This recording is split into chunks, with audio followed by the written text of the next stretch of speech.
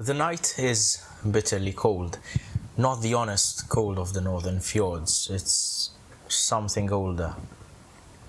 The boat slips silently around the bend of the fjord, swallowed by darkness until even the faintest glow of its lantern disappears behind icy cliffs.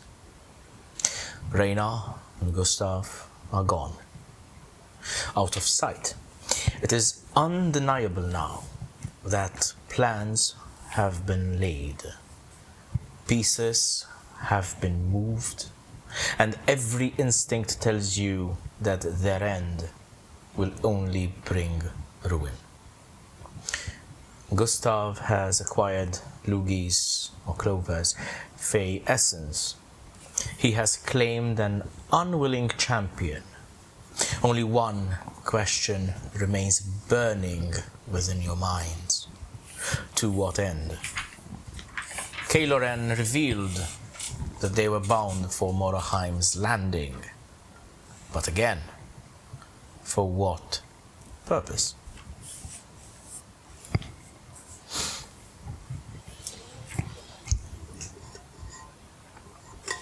As we are still kinda hidden from where we were spying this scene, Defiance is almost petrified.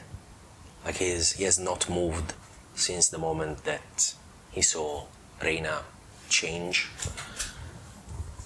And after a few more moments of just standing still, he turned his gaze towards you. He says, "We've lost another one. We have lost another one." And at this point, I'm stunned, staring into the distance of which carried off Reyna and Gustav. Still trying to visualize the boat, which obviously is now obscured by darkness. And Defiance's words also sort of like echo at the back of my head, and they become louder and louder the more he repeats it. And it strikes me to look at him at that point. Another one. How do we recover them? How do we find her? Would she still know who we are? I don't know. Is she even our friend anymore? Certainly she looked different, but maybe there is still something of her left inside. DM, is it? Can you explain the visibility? Is it cloudy? What's? You left the scene around twilight. The sun had started to set. It is not visible behind the cliffs and mountains that surround the fjords of Brody. The skies seem relatively clear. Wisps of, shall we say, dark grey, almost purplish clouds litter the sky. And as you look up now, you start seeing the first dim twinkling of gleaming celestial objects, stars, starting to peek out as the twilight hour turns to night. I look over at Defiance and I tell him to give me a moment. And I turn my gaze up to the sky, taking back the teachings I had learned from the Astari back home, where the twilight hour's first dwindling stars are the most powerful. And being that we have no idea where they went, and we have no trail to follow, I would like to scry to the scars for a Interesting. linear line of sight. Do you have spell slots available? Yes, actually. I have level 2s and one level 3. excuse me. I will ask you to expend any spell slot and roll a corresponding number of d20. So if it's a level 2, you roll 2 d20s. If it is a level 3, you roll 3. I would like to expel a level 3. Okay. So that's a 16 and a 16. And the third one. You roll 15. Two 16s and a 15. Expend that spell slot. Yes, alright. Yeah, I have a question, Yeah. if I may interject. As he stops me, and given the fact that this is a roll of a d20, would it make sense for me to being able to give him bardic inspiration? You currently do not know what he's trying to attempt to do, so it's very difficult for you to try and inspire him, and at least difficult for you to understand how you could help him. But Por'Gue, you kneel beneath the night sky. Above you, countless stars shimmer across the heavens, and before you close your eyes, you look at the fjords, relatively calm, and you see them mirrored in the water surface. You unfurl your star chart upon this frigid ground as your fingers begin to move. No ink, no quill, only invisible motions that weave their way through the air. And as your hands trace the unseen constellations, the parchment answers. One by one, the ancient formations ignite with celestial light. Defiance, from your point of view, you see Por'Gue almost in a trance as he is tracing these constellations in the air in front of him. You see the parchment light up in lines and dots that almost start glowing and larger and larger until eventually you open your eyes and brilliant starlight pours from them, bathing the shoreline in silver radiance. The world fades and a vision forms before your mind.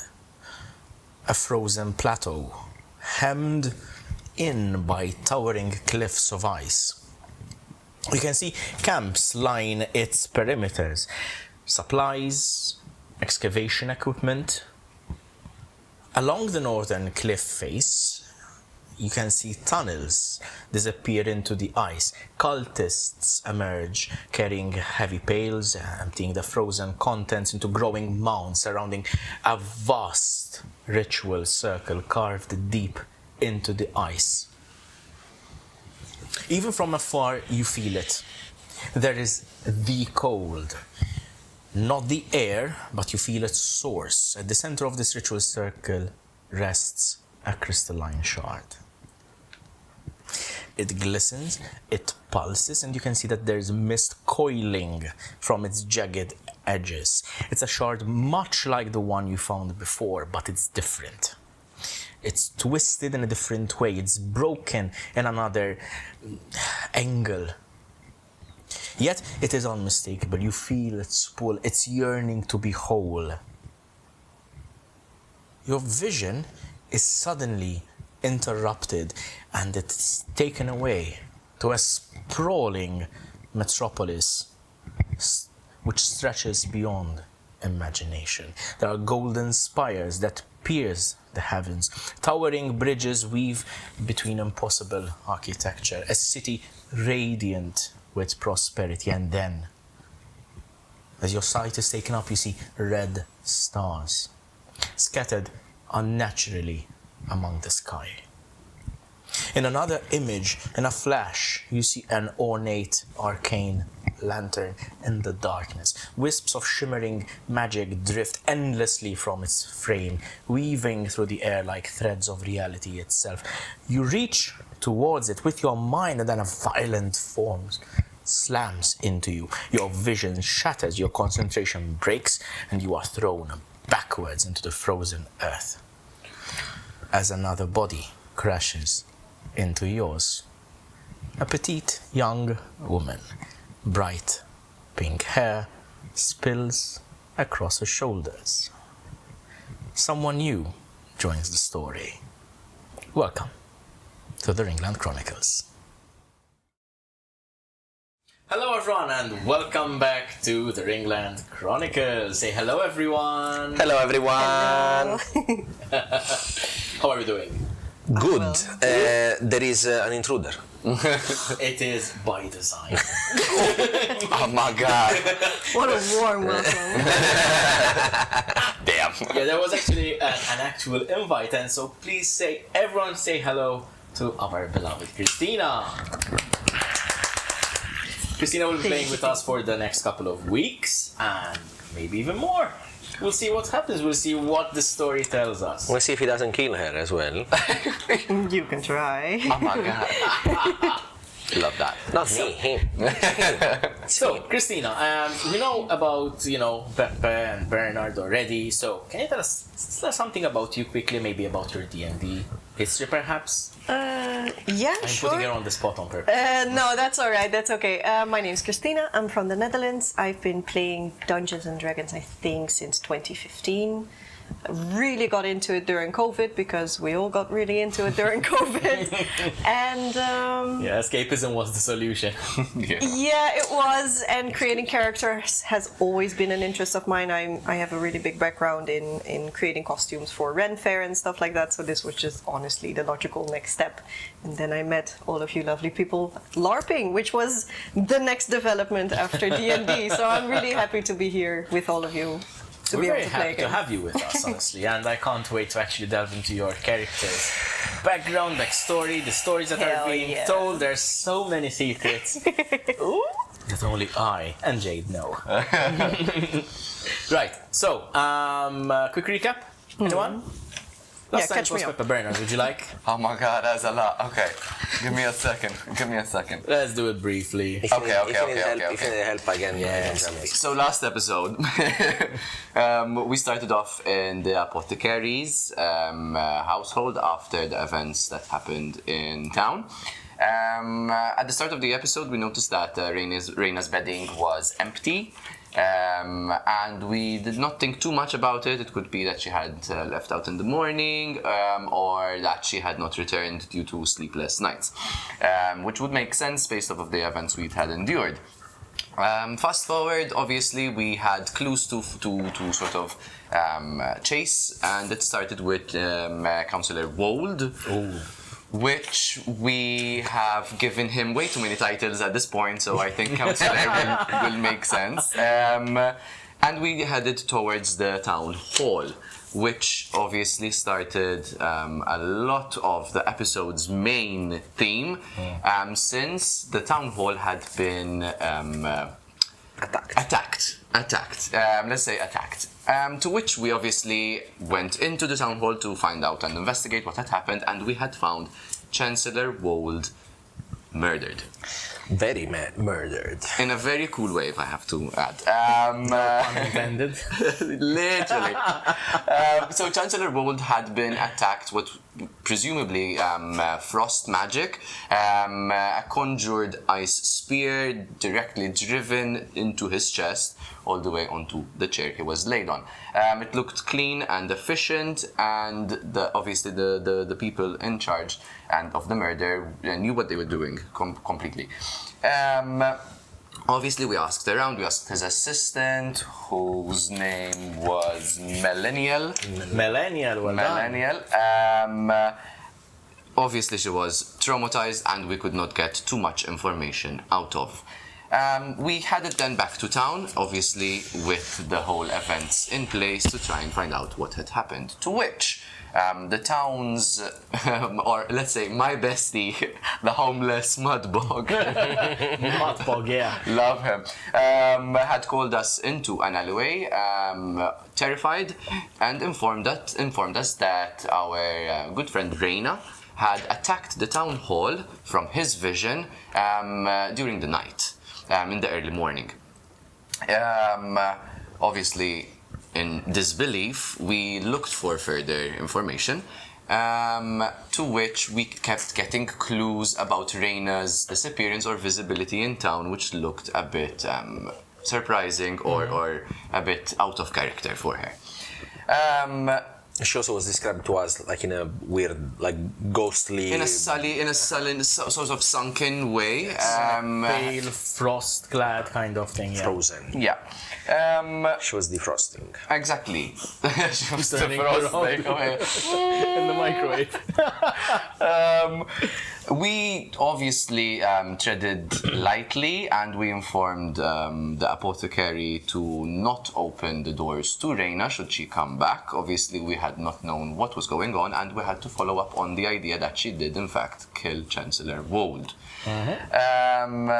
Obviously, Reyna was nowhere to be found, so we could not even question her, unfortunately. But I would like to just add that Malachiel was standing sentry over the well, which you had previously discovered that had something to do with. Exactly. The well, which, background knowledge, was shut off by Chancellor Wold for, let's say, drainage issues and contamination and making the well rendered useless, had been shut off. But little did we know that it was actually used for further things by the cultists. Malachiel had informed Defiance that there was movement and he could hear sounds coming from underneath the well. We did not think too much about it and we went directly on the spot. We did get help from Talita, who gave us a device to distract the townspeople in order for us to sort of go in and out without people suspecting us. A smoke bomb. She gave us a little smoke bomb, to which Defiance used Malachiel to throw it off to the other side, and we automatically went in. Obviously, we tried to follow up on the sounds we heard, and we came out into what was a clearing, with the only visibility being a boat with... Yeah, so you went through the waterways and you discovered that they were previously used by smugglers, just like you've seen in the Quaking Vale. And essentially you emerged from one of the, like, shall we say, like outlets or sluices that leads out into the fjords. And that is where, at a distance, you saw there was a small jetty, a small boat, and the scene. With Reyna and Gustav, which we then obviously pinpointed as Lugii's murderer. Or the one who stole her essence, sort of changing by frost Reyna into what is now no longer a person we knew and a person that we may need to be wary of. Amongst them was this shadowy figure, which was something we've never seen before, which looks very, very, very frightening at this point, which then cloaked itself in darkness and disappeared from sight. Anything to add? I would say Defiance from his side decided to be a little bit more forthcoming with Por'Gue, so he told him that eventually he will show him the real appearance of his little familiar Malachiel, even though you have not seen it yet. Also, Defiance had to complete a task, which was a contract that was promised to someone, and the contract was fulfilled. The giant woman, Asgard Skyguard, yes.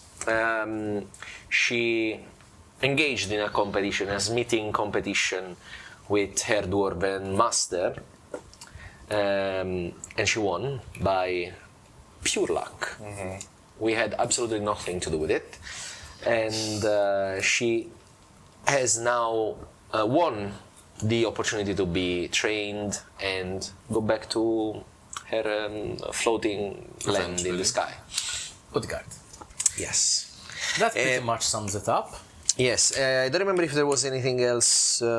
We found out that the Chancellor, Prime Minister, Premier. no, but that he was very easily corrupt. Yeah. Fairly easily, let's say, fairly easily corrupt. There were traces of corruption. There was logbooks that we found. We found a bunch of money that he was keeping for himself. We donated a little bit back to the city. 5 coins. I mean, 5 gold pieces is a lot of money. Yeah, it's a reverse From tax. what we found. It's a lot of money. I'm loving Christina's expression because obviously at this point when we were recording, I think up to episode 7 came out, so you're about 4 episodes behind. It's time skip. Hearing some things. Yeah.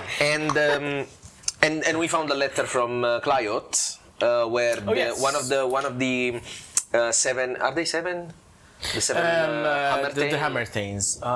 One of the Hammertanes. I don't have it here with me, but one of the Hammertanes was warning the counselor to be careful in the information that he was seeking, because he was asking information about a big and dangerous event that had happened 4 years prior in Clayort, which was an attack to the very core of the... to one of the districts, which was the magical district. To the magical 4 years ago? 4 years ago. 4 years ago. So he said, if you're meddling with this kind of stuff, please be careful, because you're gonna be fucked. And he got fucked. Quite rightly so. In a cool way. Ladies and gentlemen, are we ready to dive into it? With a popsicle. I do apologize for overwhelming you with this plethora of information. I honestly, I know nothing of this, so this is just Christina being completely gobsmacked, and now I will forget everything I just heard. So you basically learned today that Lugii died. I guess. You learned that evil. Reyna's evil-ish now. So there was a amazing. corrupt counselor, chancellor, Prime Minister. president Yes. that stole money, and you gave some of it back, In a reverse tax, I suppose. Robin Hood. but not all of it. Hey, listen, we need the money, 10%, okay? Not even We 10%. need the money. Adventuring is expensive business. Okay. And I am very expensive. Anyway, I'm a very expensive fella. maintenance. Right. Ladies and gentlemen, without any further ado, shall we jump into session 11 of our Yes! campaign? Please. Roll the title card.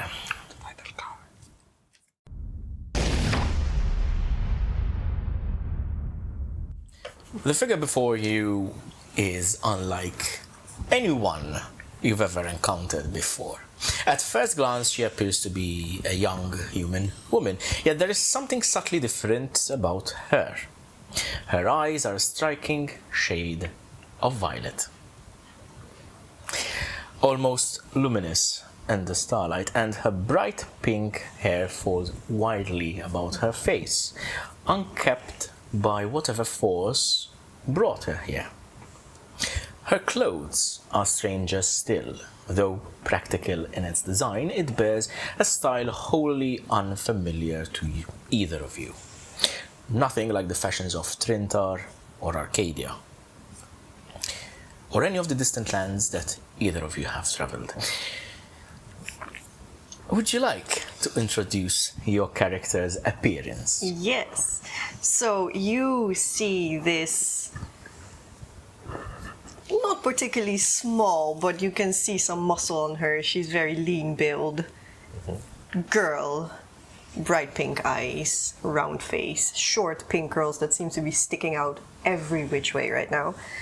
She wears heavy metal bracelets, necklace rings, and a short, like cropped white leather vest that has some like fur trimmings, and these like almost translucent, billowy purple pants. Her feet appear to be bare, but they are wound in leather as well.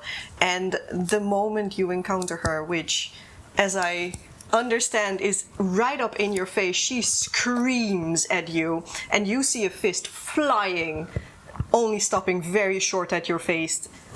Who the fuck are you? I'm stunned. Not from her nose, a split lip, and she does not look. Actually, you do not look harmed at all. Hey, but okay. That's different than what it's about. I know. Okay. I promised twists and turns. Okay. So I think I'm very fucking injured, but apparently I'm not. Okay. But I am fighting. Okay. I just landed on top of something completely different than what I expected myself to land on top of. Yeah, as soon as she lands, Defiance immediately turns, because he was looking at what Por'Gue was doing, and then he saw these like flash of light and this woman wildly, strangely looking, appearing out of nowhere, and immediately you see both the stuff that he holds in his hand and the left hand that is free, glowing with a purple light, and he pointed towards you. He's like, "Who the fuck are you?" You are behind me then. Yes. So behind me, I hear you. Yes. I see you. You are not what I think you are. So I push off and I try to flip over and turn around. The fan that was folded is not folded anymore. You do look like what I was expecting to attack. Roll an acrobatics check. I'm just sitting there like, What the fuck? what the fuck am I saying? 20, dirty. Oh, What is it? it's a dirty 20. Oh, it's a dirty 20. It is definitely not a dirty 20. That is going to be, I would say, because it's you, it's a delayed blast 20. Damn. Why? Damn. Okay. That's my thing. Very nimbly and with an incredible agility, you roll off Por'Gue and kind of do the whole acrobatic kind of up to your feet jump from lying down, taking a pose which to the two of you kind of reminds you of martial artists you've seen practice before. There's a certain poise about this figure before you. There's a certain practiced martial aspect to it. The way the guard is held, the way the fan is held ready to strike, and also kind of the whole acrobatic agility kind of thing. It reminds you of, distant, a martial artist that you may have seen before in major cities. Cool. However, you look at Defiance and see this tall, red-skinned figure, horns jutting from his forehead, from his head, curling backwards and up. The horns slightly tinged in almost like this dull, flaming glow, kind of. You see beneath the collar of his neck, there's a faint hint of scaling which kind of disappears beneath. And despite his appearance of his species, you see that he's dressed in very fine garments, even if they are a little bit worse for due to all the traveling that you've been going through. But on top of everything else, there's this large, very flashy coat embroidered with stars, moons, suns, and this general almost harlequinish aesthetic to it. Really confusing. Very confusing. I don't trust anything right now. And she is low to the ground, knees bent, and just looking at you, smiling for some reason. Who are you? I'm not gonna ask again, you darling. You're not gonna ask again. You're the ones that attacked us. Remember? I'm the ones who did what? So why and where did you take me? Where's the others? Why am I here? At this point, I'm going even further away. Like, I'm on the ground, but I'm going even further away. I'm still trying to catch my breath out of that. Hello. You see the glow on the staff remains. He puts down the hand with the Eldritch Blast and lets go of the Eldritch energy, and he says, "Have you looked around yourself? Do you know where the fuck you are?" No, which is why I ask. Where and why am I here? Why are you asking us? We were here before you. Exactly. You appeared out of nowhere. You realize as you take a second to look around you, like very furtively looking around where you are in your surroundings, you feel that the adrenaline coursing through you almost dulled your senses, in the sense that you did not quite feel this biting cold that kind of itched at every patch of your exposed skin. But now that you have a second to look around, you feel the frigid breeze as it creeps across your spine, and it carries with it a bit of a chill that is unknown to you. The world is entirely different than the world that you stood in moments ago. There are snow-capped mountains that encircle this whole area. They're pale peaks capped with snow. There's the night sky above you, countless stars glitters in heaven. However, only stars. And the moon, but just the stars. Only stars and the moon, but just stars. There's nothing else. That is not suspicious at all. That whole sentence. This will make sense to her. Yeah, I know. I do not drop my very obviously defensive stance, but I am starting to slowly look past you, side glance you. You're not a threat to me. Clearly. Definitely not. And this smile never falters, but you can see in her eyes she is so incredibly confused. And the cold is starting to get to me now. And I'm like, that's not funny. Where am I? And instead of seeing me, like, looking at my hands, like, Por'Gue, do you care to explain what the fuck you were doing? and I sort of brush myself off, and I get up, and I sort of get up, but still walk a step back rather than, like, get closer to you. And I like, confront both of you, and I tell you that I was staring at the stars. I was guiding us apart to Reyna. I saw frozen peaks. I saw archaeological remains, but I never saw you. Who are you? Can I sort of roll for insight to see if these people are a danger to me coming from the situation I just came for? Do I have, with my adrenaline slowly coming down? Roll an insight check. Okay. Like, I want to see how long I'm going to be pissed off for. 18. Okay. You take a long, hard look at Por'Gue, who was just speaking, and at Defiance across. Their stance, despite Defiance being in this kind of defensive position, it is not what you were expecting. You can see on both of their faces, I would assume, and correct me if I'm wrong, that there would be a hint of surprise. Mm-hmm. Well, fuck. You see that while Por'Gue is not very actively, weapons out or stuff like that, you get the hint that he is some sort of spellcaster, given the glow that by now has faded around him. On the other hand, obviously, Defiance is pretty much self-explanatory, given the display that you saw.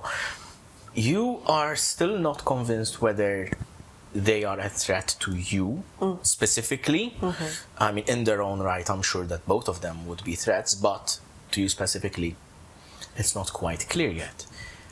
But there's something different about Defiance. Yes, it is the kind of figure you were expecting to see, but there's differences that you are now spotting compared to what you had seen before.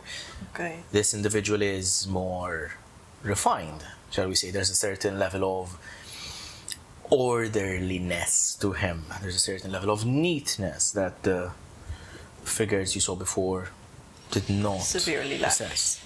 Okay. You can see her shoulders slump a little, and she tries to gets up in an upright position, looking at both of you. Not necessarily taking a step back, but as she gets up, stands up a bit straighter, and she puts the sword away. Not yet the fan. You don't know why I'm here, do you? You have no idea why I'm here. I have no idea why I'm here. Okay, she's crazy. She's literally insane. I feel like we're Listen, the last thing I know is I was fighting something that looked like you. Not quite you, but like you. You know. All my people were fighting ones that looked like you. Who's your people? My people, my peers, my friends were from the Orichalcum Order. We were defending our monastery. From people who looked like me? Like you. From people that looked like me, or from Things that monsters look like that you. looked like me? Things.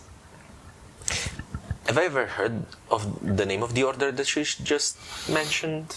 Roll a history check. The DC to beat is 23. Hey, my history is good, eh? I'm not even gonna bother. My history is good. Now it's good. I had the Eldridge. No. Hey. Natural 20 for a total of a 29. Oh, sick. Oh, unexpected. Nice. I know stuff. He knows everything now. Bitch, I studied. Okay, I went to school, private school. I went to private school. And before we realized it was just a cardboard box in a corner. I went to private school. You had formal tutoring, part of which covered histories, natural sciences, and that sort of thing. You know of an order of monks that lives in the very far reaches of the dunes of Albaforce, to the southwest of the continent. The opposite side of the continent. Side of the continent. Literally. There's a mountain range known as the Peaks of Zim. Okay. Over there is a monastery for the monks that are, shall we say, legend has it that these monks descended from an old and ancient forgotten order, the Orichalcum order. They're not called as such anymore. They are known as the Sightless Monks nowadays. Sightless. The Sightless Monks. Like, not seeing, like... That is their title. But it is believed by scholars in general that they have descended from, or at least the order evolved or came from, what was once called the Orichalcum order. I look at her very confused. It's very obscure knowledge, by the way. And I tell her, so you are trying to tell us that you come from the opposite side of the continent. We are close to the fjord of Brody. That's the name that you know. That's a joke. That's a joke, right? Do I look like someone who's in the mood for jokes? We're not joking. Why would you take me here? I am needed. I think you're speaking to the wrong people. We did not bring you here. Can I see where he was just doing what he was doing? Is there like a remnant of the magic he was... Roll an Arcana check. I see nothing, that's a 3. He sat on the floor, that's all I know. That is actually... He was taking a nap in reality. That is actually perfect. Okay. You look at the area where Por'Vandir recently had his star chart laid out. Your typical attunement and, shall we say, proclivity towards the arcane essences of the world, it just pervades your kind of kin. As you try to tune into it, you try to sense what lies beyond the visible, try to see the strands of magic that might remain from his rituals. You fail to invoke that power. Oh. Oh. Okay. Okay, that leaves me a little stumped, I'm not gonna lie. You look confused. I am confused. Well, you're also in the wrong part of the continent. It's really fucking cold here, guys. Well, yes, we are in the north. And I take off my sort of cape from the back, and I slowly throw it at you. I'm very afraid of you so far. Like, by now he's like 40 feet away from us. He kept going back and back. climbing up backwards. He's on the docks. He's on the docks. I catch this cloak and I look at it and I go, and Nothing I happens. clean it. No. Is it not to your liking? I can have it. Wait. But That's not the issue, and I do put it on because I am fucking freezing. I am not wearing much. You try to summon sparks of magic that are inherent to your kin. It just doesn't work. Who's closest to her? not me. You are at this And you've got point. devil sight. I do. Perception with advantage. Perception. This smile that I've been with advantage. branding is slowly. 14. 14. As you see her trying to, gesturing with her hands, as you see her kind of in her confused state, you glimpse a slight reflection in the glistening moonlight and starlight, which fades very quickly. A small patch of almost like bronzing above her shoulder, which very slowly is receding and then vanishes, restoring her skin normally. Bronzing as in like a darkened patch of skin. It looks almost slightly reflective, which slowly is fading out and then fades. I have goodies. What are you trying to do?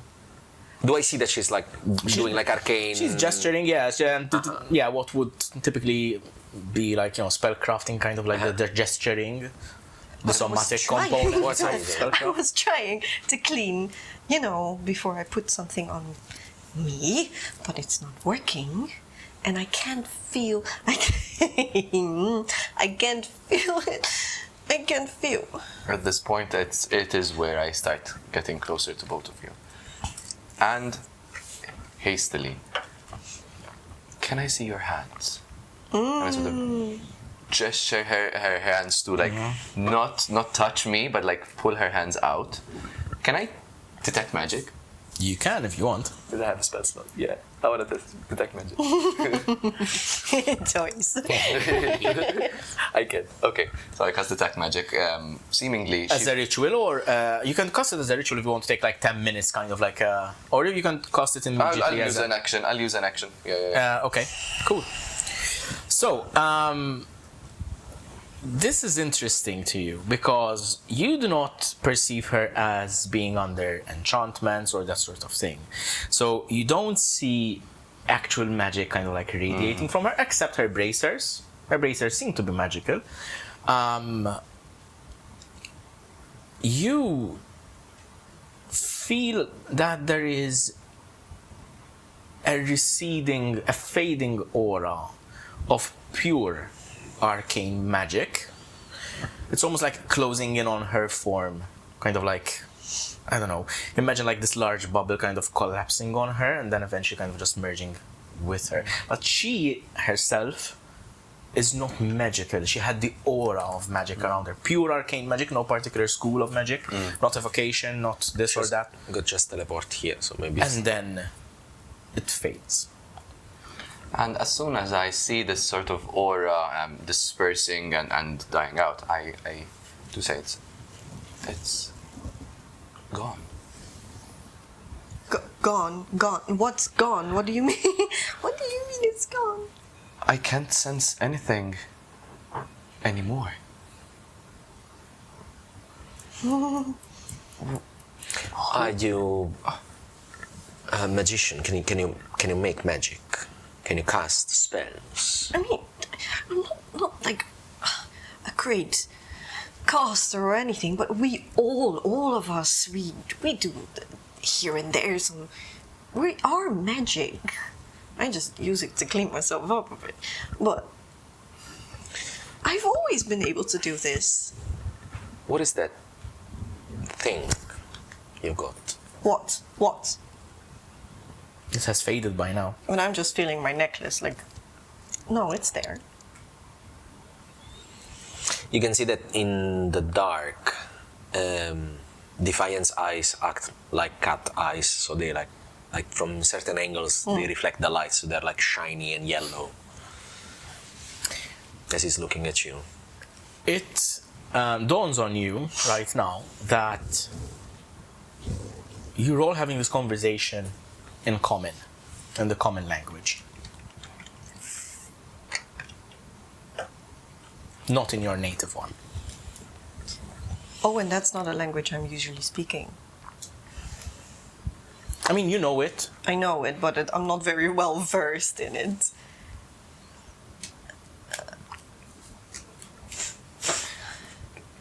And she closes her eyes for a second, and you can see her sort of mumble to herself. I will listen, I won't yell. I will listen, I won't yell. And she's like repeating this mantra from her teacher to herself to sort of not judge the situation immediately and take a second to maybe not immediately go on the offensive and be like, okay, so I'm going to trust you for a second because I don't think I have another choice. I don't know where I am. I don't know why I'm here. It's definitely wrong. A second ago, I was fighting for my life and those of my friends. Now I'm in a forest somewhere with you. My magic doesn't work. I'm cold.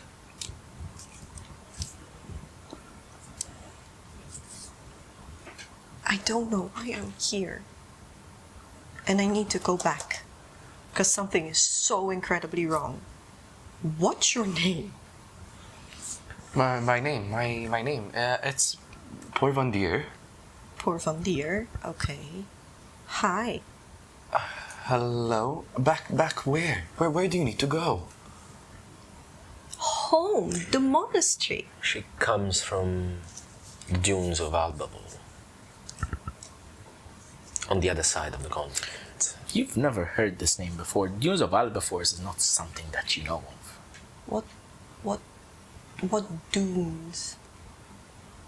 Isn't she from?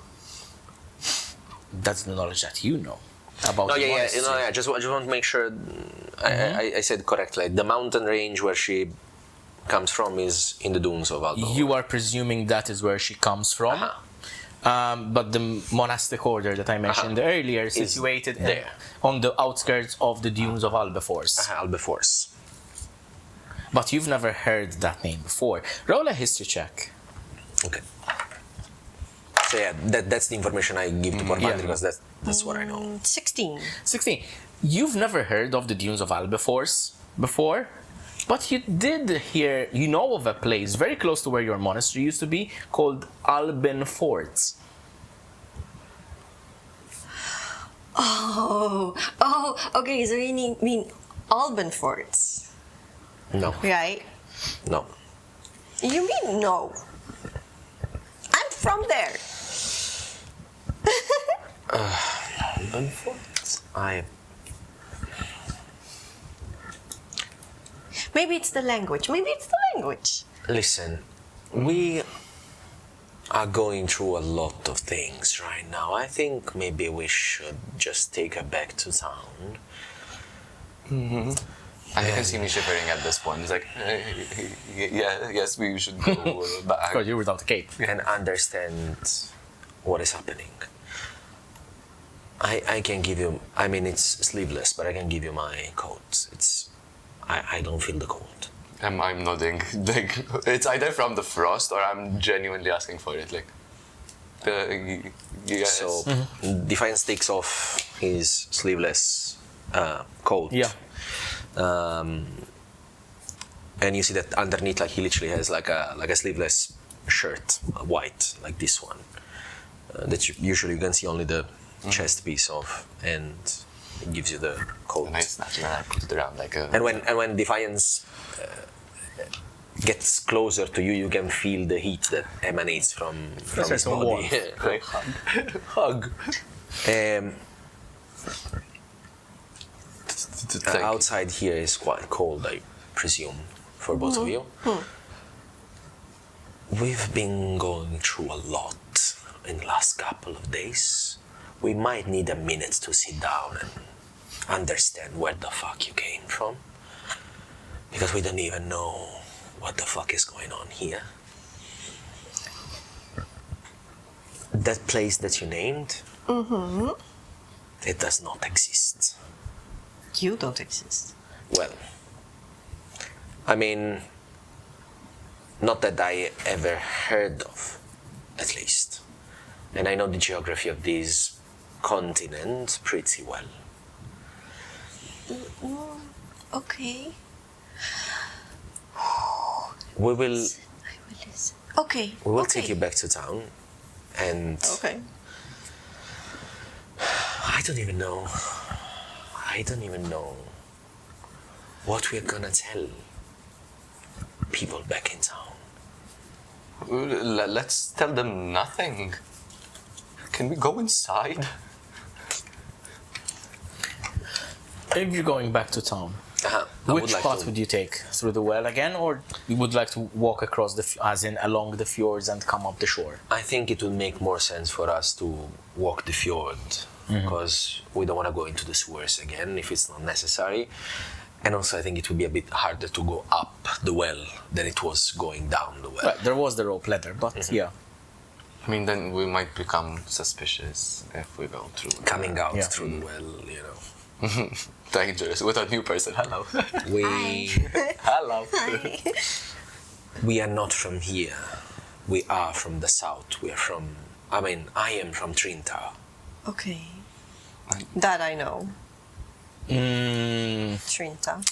let me confirm. Actually, Where did you grow up? And You do not but then know I of moved Trentar. to the Arcadia. The Arcadia. Trintar? Trintar, yes. Where's Trintar? Have you never ventured outside of? Your monastery? Yes, I've traveled. And we have maps. I don't know Trintar. Let's go inside, I'm cold. Take me to where you take me. Don't kill me, I'll kill you back. I'm not touching How anything. does she not know Trinta? And I'll just follow them. I don't know. From a little distance. And we're walking a bit ahead. What is your name? Oh, I'm Novira. No. Novira Gal. No Fira. Have I Or ever heard? Vandir. Have I ever heard this name? Or any name that sounds roll like? a history check with disadvantage, maybe. Okay. Well. Disadvantage. So 16. I mean, Novira is not a particularly common name, but you may have picked up on it. You know, here It's not and like a name there. that seems like insane. No. It's not, Shaznaquayel, no. Yeah, exactly. Okay.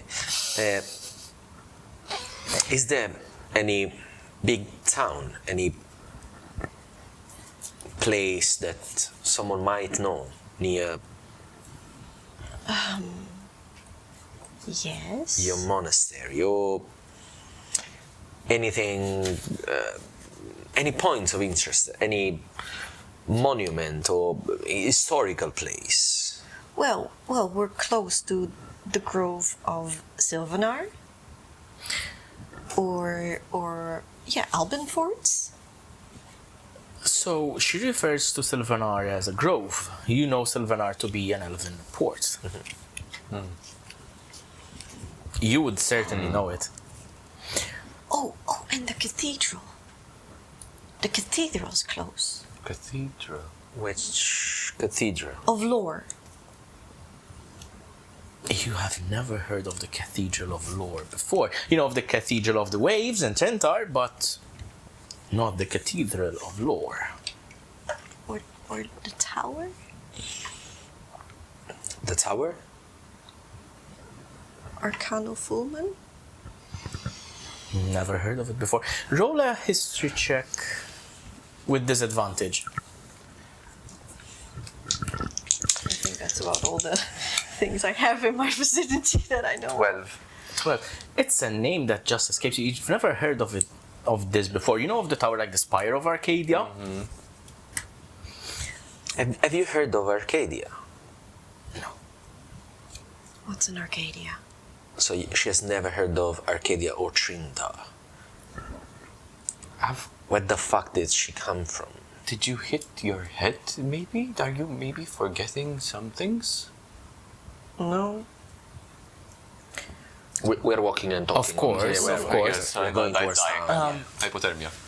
The only thing left, perhaps, that might serve as a kind of like as a point of interest is the general name of the city that you are from.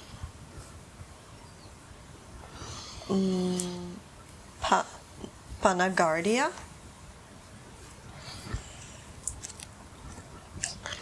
Roll. We have heard check this. one last time for Vandir. With disadvantage, I know. Normal for you. You've never heard of this before. Never heard of this. 11. History, right? History. 11. It seems the name might be familiar, but you do not know how. So, Novira, you Yes. are walking along with your two newfound companions, shall we say, at least for now. You do not have proficiency in survival. No. Would you like to have proficiency in survival as you look up at the stars? I mean, why not? You feel this almost change within your mind as you look up to the stars. Roll a survival check in like +3, as in with your current +3 because you're adding proficiency to Let's it. do the stars. Stores. 16 Total. total, yes.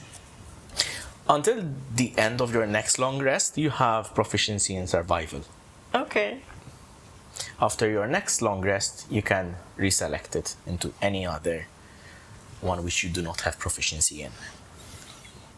Every long rest I can Yes. pick a different shit. Okay.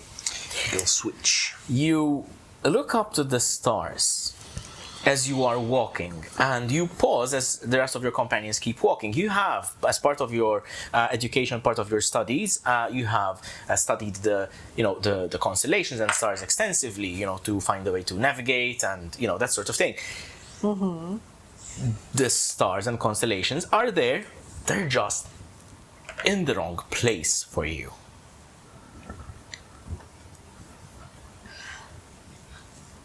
Wait, in the wrong place because I'm in the wrong continent or because they're jumbled? No, they are in relation to one another. They are the same, Okay. but they are shifted. Okay. Now we have something around the table we call the logic roll, which is a d20 plus your intelligence modifier. Okay. Why don't you roll it? Okay. Well, my intelligence is 0, so. We'll see. Okay. 16 flat. I rolled a 14, okay. Judging by all of this is wrong by probably a few centuries. I don't know how long it takes the two of you to notice, but I have stopped walking and I'm just gawking at the sky. I don't think we Very noticed them. slowly losing my mind. No. So she doesn't know Trinta and she doesn't know Arcadia. What is she? She said Panagardia? What the fuck is that? What is it that... And I turned back and I see that she's like Laughing and a looking. while back. Yeah. That's wrong. What is wrong? Vera? No, the sky is wrong. The sky is The wrong. sky is wrong. When Is the sky talking to you? are we? It is the 19th of Solmaya. when? When? What is a good question? I need to 2004. 2004. Hold on. 2004. Yes. No. Your last memory of Novira was in 1011. Oh my god. 1011. Yes. No. 2000. 19 Samuel 2004. is Sky is wrong. I have proficiency in history, so I presume I would have studied when was the foundation of Arcadia. So I would know that it was founded in 1013. Yes. So it doesn't exist, but So it didn't exist yet. I look back at her. I'm like, no wonder you have never heard of Arcadia. You are 993 years That would look good. ahead. And my knees just fucking give. Because that's a bit too much. And I just... And this smile does not leave her face, but you can tell she is anything but happy right now. She does have no clue what to make of this. Empty. Just blank. Completely dissociated. Eyes go from her to Defiance, from her to Defiance. I think she's crazy. I think something's wrong. And I She's about reach 1,000 years. into my coin purse. And I take out a coin. The gold coin isn't the general shape of a gold coin, but the stamping on it is not what gold coins are nowadays. It does not look ancient because obviously it seems It's quite a just- nice just coin. Just traveled time. It did not have time to age. Okay. When I had her a gold piece. And I they're different. Yeah. The minting is different. I think we need to sit down and have a chat because I'm going to throw up. everything you're saying is I put insane. my coin back. Literally insane. Roll a Constitution saving throw. I should not have said that. 16. You feel your stomach churning. Take a deep steadying breath and remember the teachings of your youth, and you calm yourself down again.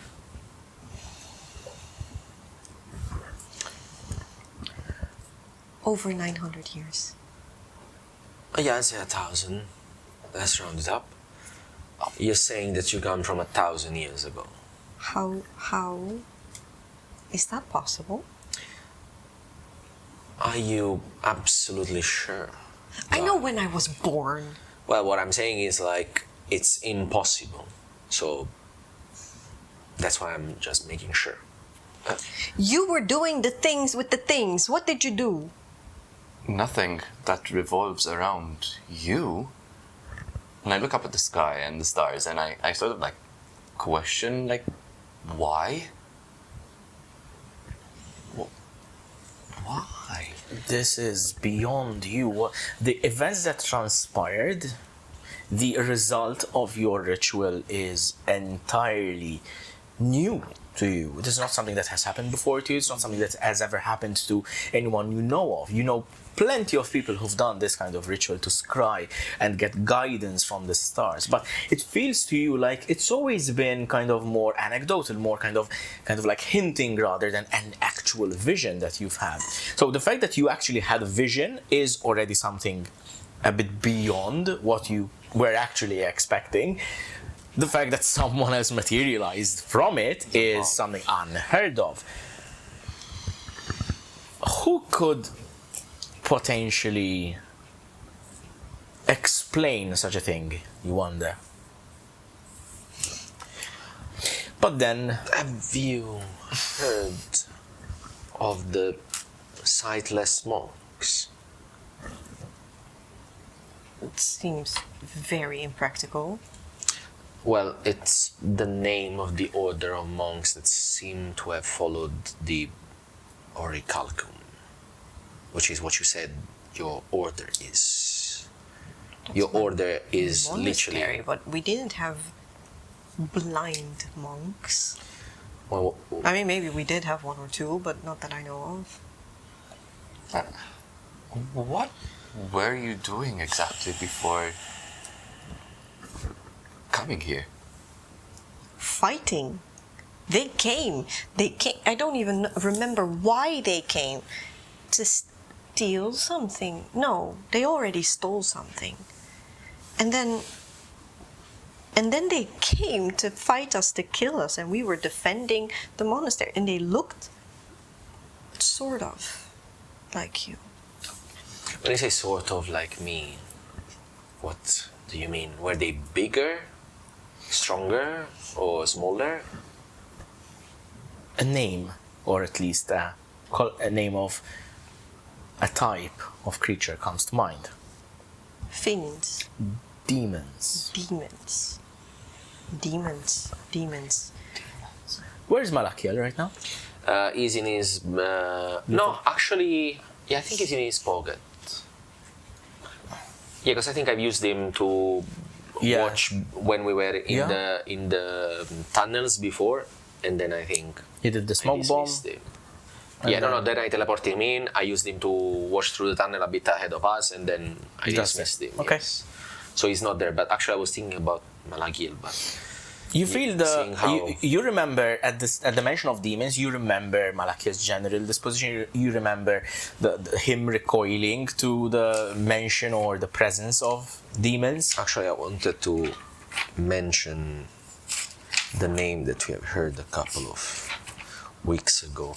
Have you ever heard the name Karzoon? Roll a history check. Because that's possibly the only demon I've ever heard. That Defiance did, yes. 18. 18. You're rolling really well for someone who said you're unlucky, by the way. Seems like good, honey. I'm okay. But I have big pluses on things as well. Those are helping. So Karzoon is not someone you are directly familiar with as a name or as a concept. You recall from general roaming around the continent that you did as part of your assignments and your training and that sort of thing.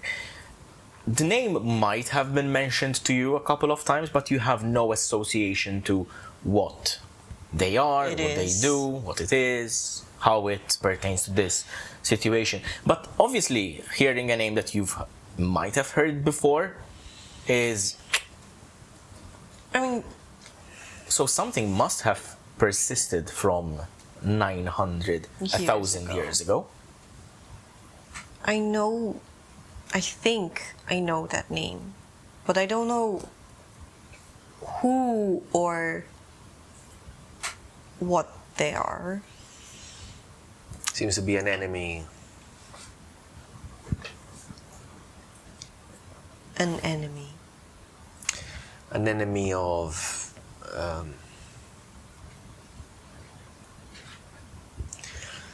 and literally, Defiance takes this long pause, and he says, an enemy, yeah, an enemy. Listen, Mollet. An enemy is a very ambiguous term. Right now, you could be my enemy. I have not decided yet. You have been quite ambiguous, but besides that, I will show you something, and I need you to sit down and chill. I need you to not react, and even you, Por'Gue. And in both of you, you see that log over there? Have a seat.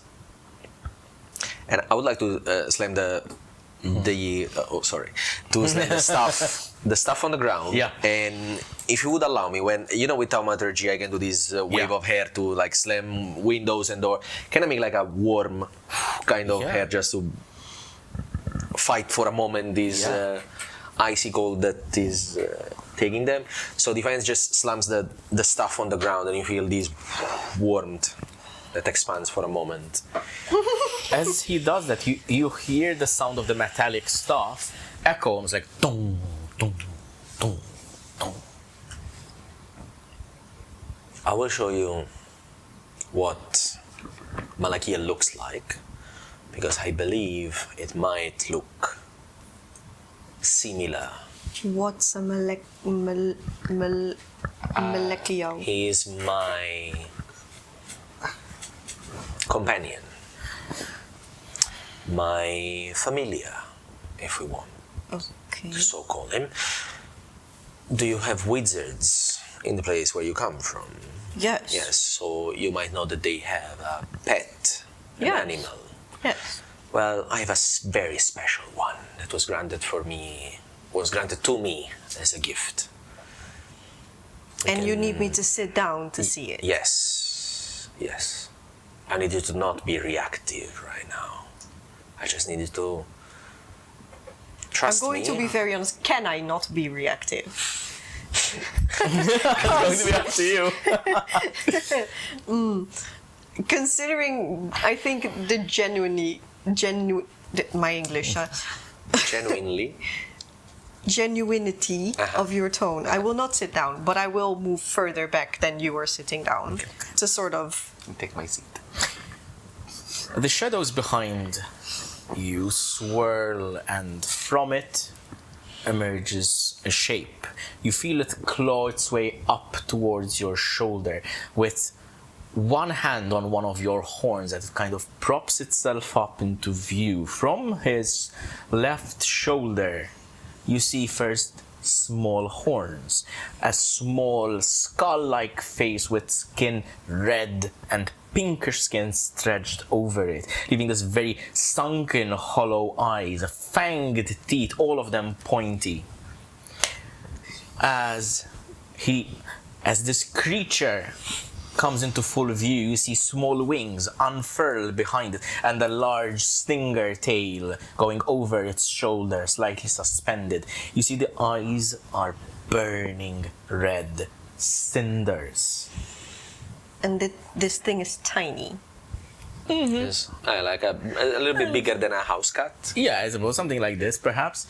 This is not the kind of creature you were fighting. No.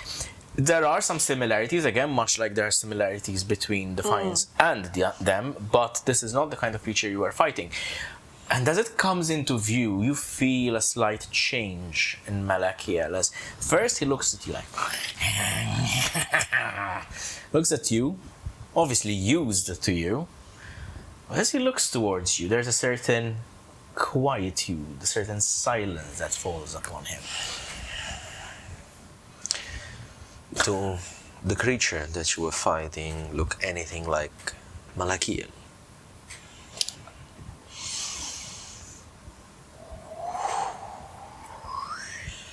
It looked about as much like that, and it did like you, but quite a lot bigger. Quite a lot bigger. And the fan is open. Because that thing don't look right. He is not a threat to any of us. He is I'm stunned, by the way. under my control. Por'Gue knows. He has been under my control for the last few months. You knew? You don't look like you knew.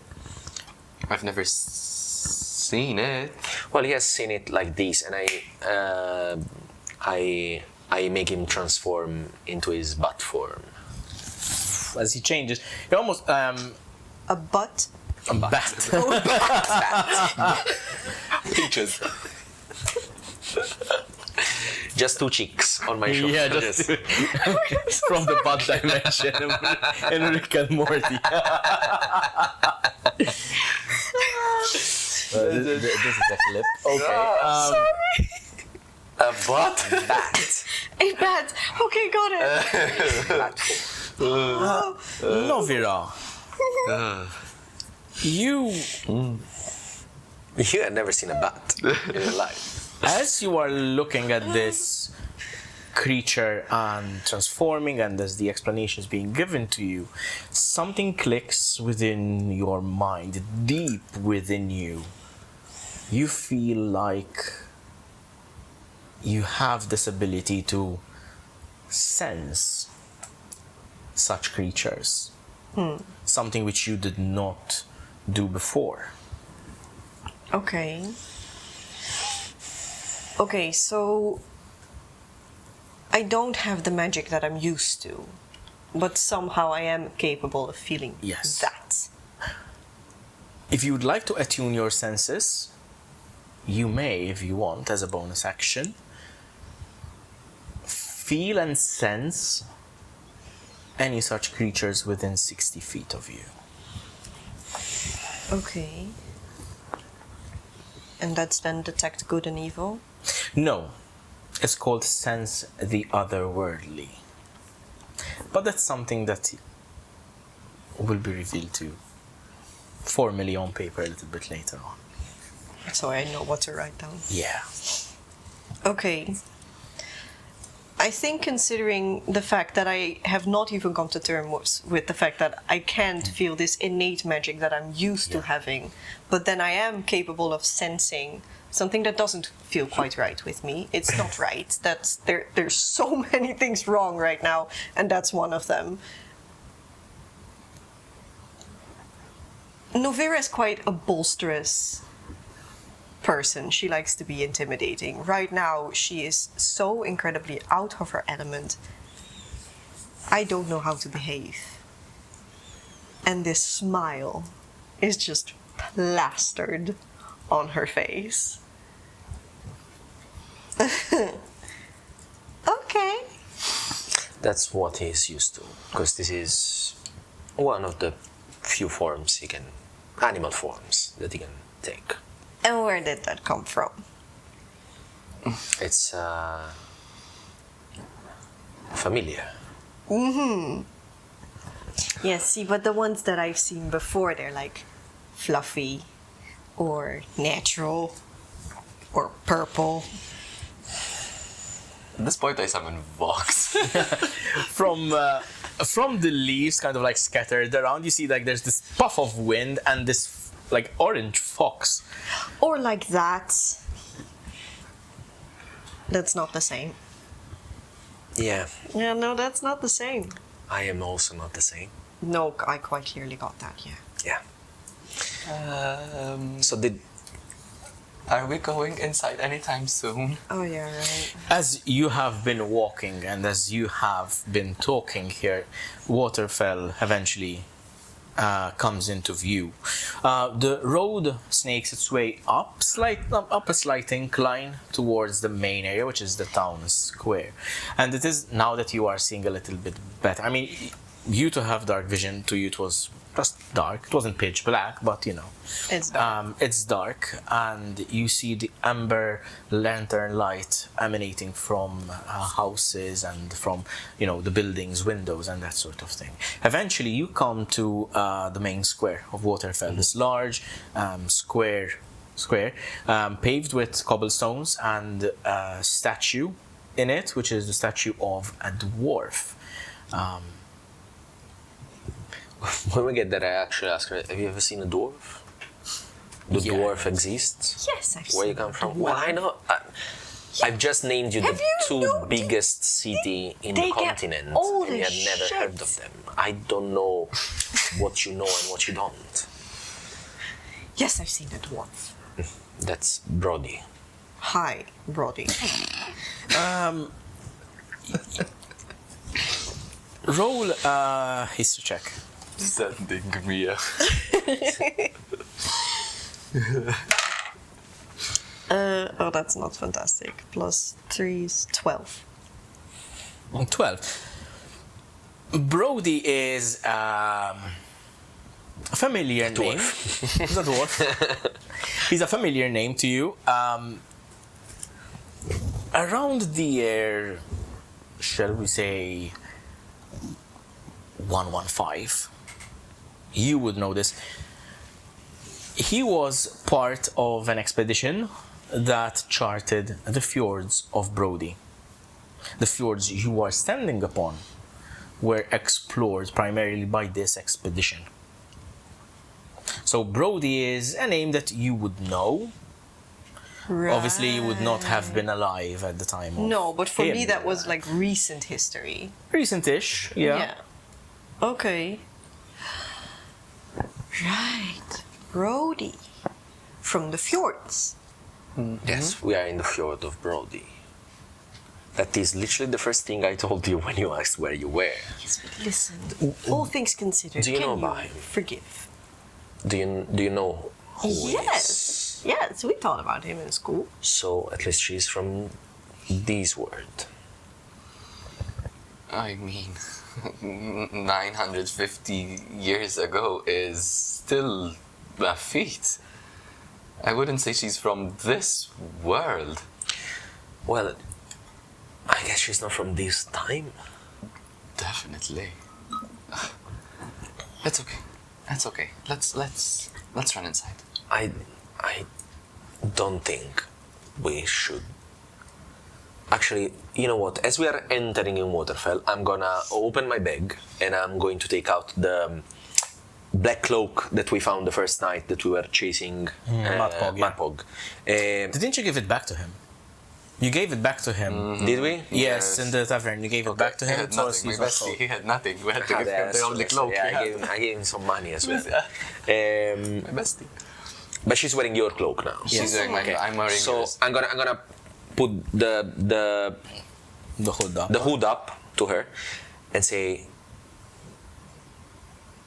I don't think that's a believable story that we can tell people in town. I don't even know if we can trust our friends anymore. Idrin and Taleta. I told them to go in the old house, the one with the old lady that was lost. Right. Should we just go there and tell them that they are safe and they can go back home, and then we stay there for the night with her until we figure out what the fuck is going on? Yes. I agree. I agree. That is the safest option right now. Safe sounds good. Hey, listen, do you have any food? I'm really hungry. And my stomach starts going as well. Like, Do we have any food? You do have rations, I believe. Yes. I take like a Do we have very any sad left? piece of beef jerky from my pack, and Yeah. because it's. I go on. This is. There was a tavern in town. she wants potatoes. A warm meal? Can we have a warm meal? And I look at my stupid coins. Yes, that will get you nothing, I'm afraid. But Well, I mean, still gold. They're gold. No, what I mean is there is no tavern anymore. They burnt it 2 nights ago. Well, that is stupid. Well, yes. well, yeah. We didn't get an attack that cost the life of one of our friends. And then another one of our friends went to take revenge for her, and she got taken voluntarily, involuntarily, we're not sure yet. She was transformed into something. So that's why I was saying we're going through a lot right now. I'm sorry if we're not very helpful about your time. And situation. Displacement. So, you had 2 more friends. Yes. One's gone, and the other fucked off. Well, You guys are doing horrible. it's more like, I'm just lost. yeah. Yeah. Where are you heading? Are you heading towards the Elsbeth's? Okay. As you're having this conversation, you walk through town and you see the various buildings which are completely foreign to you. The architecture of this is entirely different than what you are familiar. These are plaster and timber and stone buildings with sloping roofs, meant to ward off rain and snow. Would they be sort of similar to what I've learned of from the history books, or even from that they're vastly different? No, they are structurally different. The materials used, typically in your time, it would have been like mostly stone, and the monastery itself might have had like wood elements and that sort of thing, but not in this aesthetic. So this is something which looks different to you. As you walk through town, you cross the square, you keep walking through the streets, past the town hall, you eventually come to the road, the lane, which where Elspeth's house, her cottage, was. And even though it's only been a few nights, there's a slight pang within you, as this was the last place that Lugii explored with you. Yep. You see lights within, and you hear the general rummaging of activity. Okay, listen to me. You go to the back of the house, behind the house. We're gonna go in, we're gonna talk with the people who is our friends. We don't know if they're really friends. They have behaved friendly until now. We have saved one of them. We don't know who we can trust in this place. And we did tell them that our friend may or may not be dangerous. Yeah, so we're gonna send them back to their place, to their home. We're gonna tell them what we saw about Reyna. And we're gonna tell them that me and you, we're gonna spend the night there because we need to figure things out. Alright? Let me do the lying. I can't lie.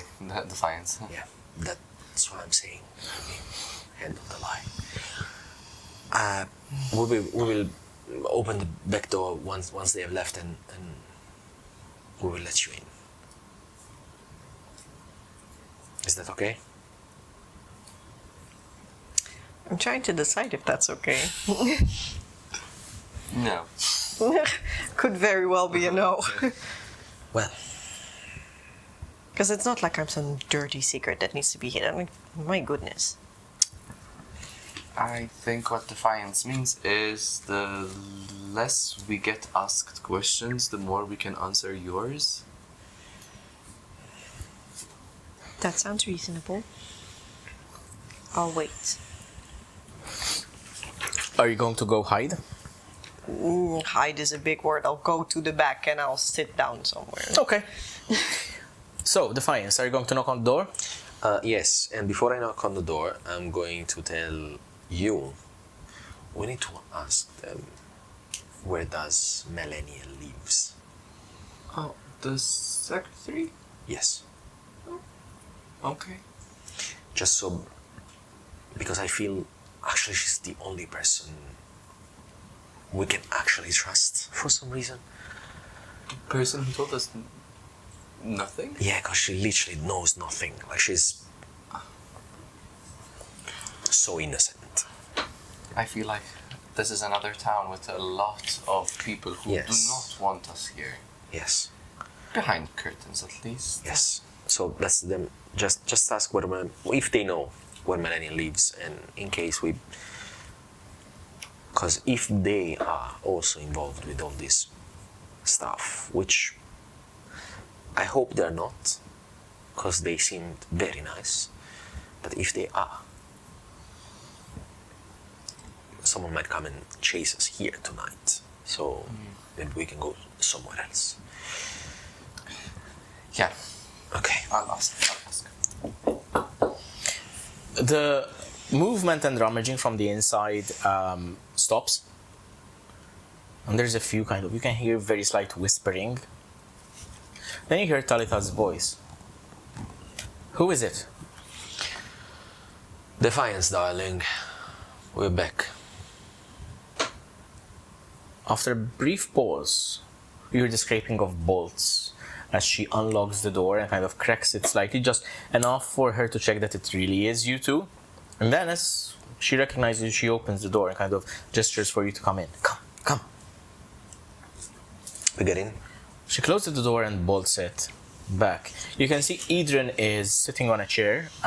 The table that was overturned has been put right now, and it seems that they were in the middle of just tidying the place up a little bit so that it could be a little bit hospitable for the night.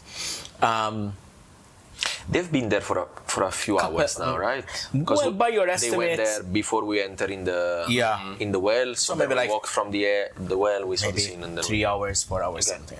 2-3 hours. a few hours. You can see Idrin's expression relaxes as he sees you, and then Talitha kind of goes next to him, hand on his shoulder, and says, "What have you discovered?"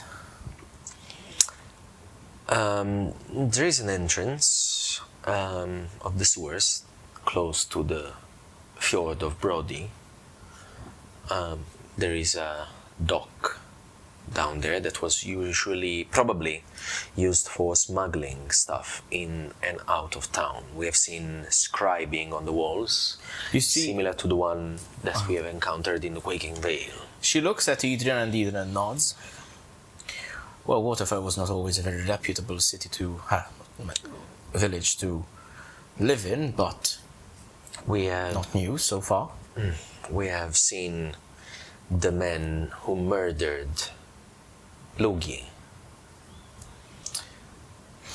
Reyna was with him. Reyna. Yes. As we said, she might be dangerous to all of us now. Even more so now because she was turned into something different. She still resembles herself, but her eyes, her skin, her whole complexion looks very different. We've seen a dark, large creature with various appendages, long arms.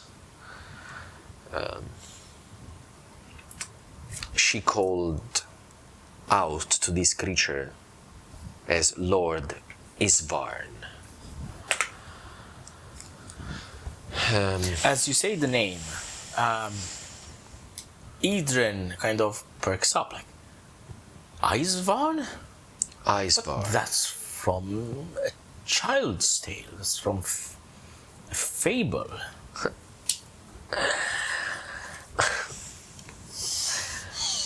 Not fables, unfortunately. Isn't that right, Talitha? Isvarn, King of Winter. Yeah, that one. Kind of fits the description. It was really cold around the docks. They took her on a boat. They left the fjord. We don't know still exactly towards where, but we're gonna figure that out. If there is a chance to get Reyna back, we will try. And Talitha kind of takes a small step forward, like, of course, anything you need, we can help with. We may have pinpointed that Councillor Bowles' killers were the same ones on Reyna's boat. Damn you all, what did you get us all into?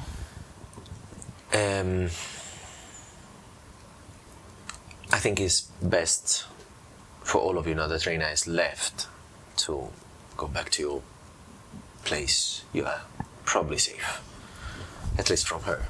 We don't know if there is anything else. She looks at Idrin and kind of looks at his leg, obviously still healing.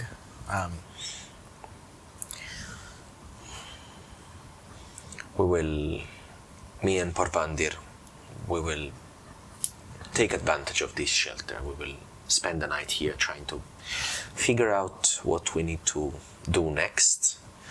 I do not think it's wise for Idrin to walk this, and Idrin kind of like, Talitha, darling, please. They obviously have need of some privacy, so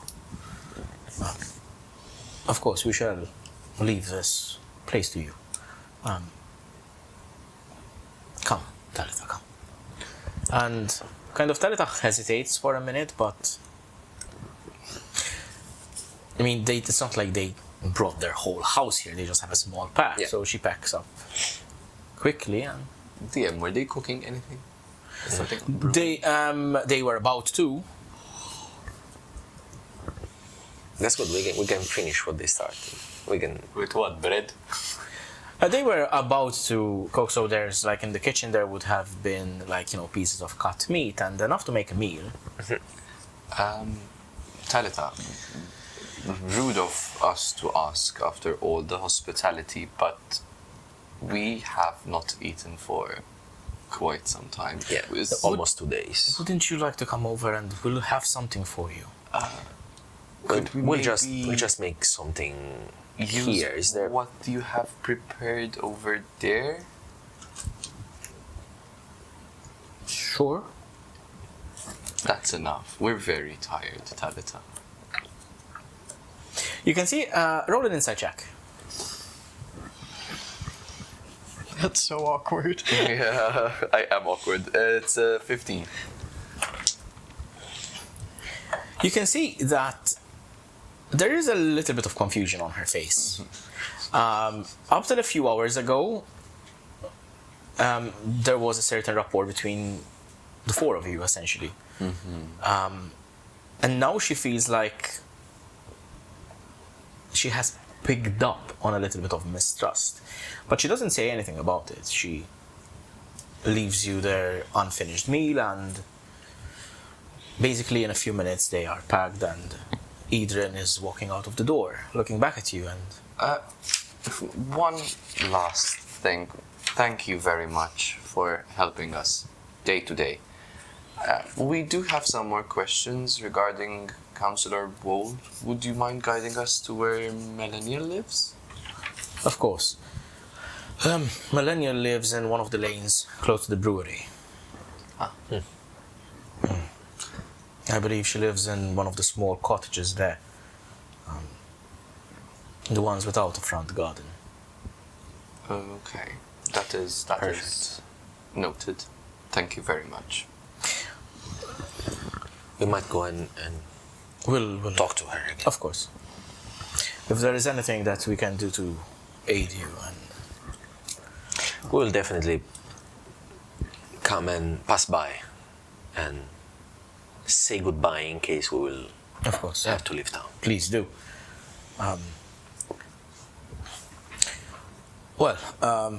Let us be off, Talita, and he kind of hobbles and closes the door behind him, and you hear the door closing around the house, and you hear the shuffling of footsteps. Is there a door that opens on to the back of the house? This cottage does not have a back door.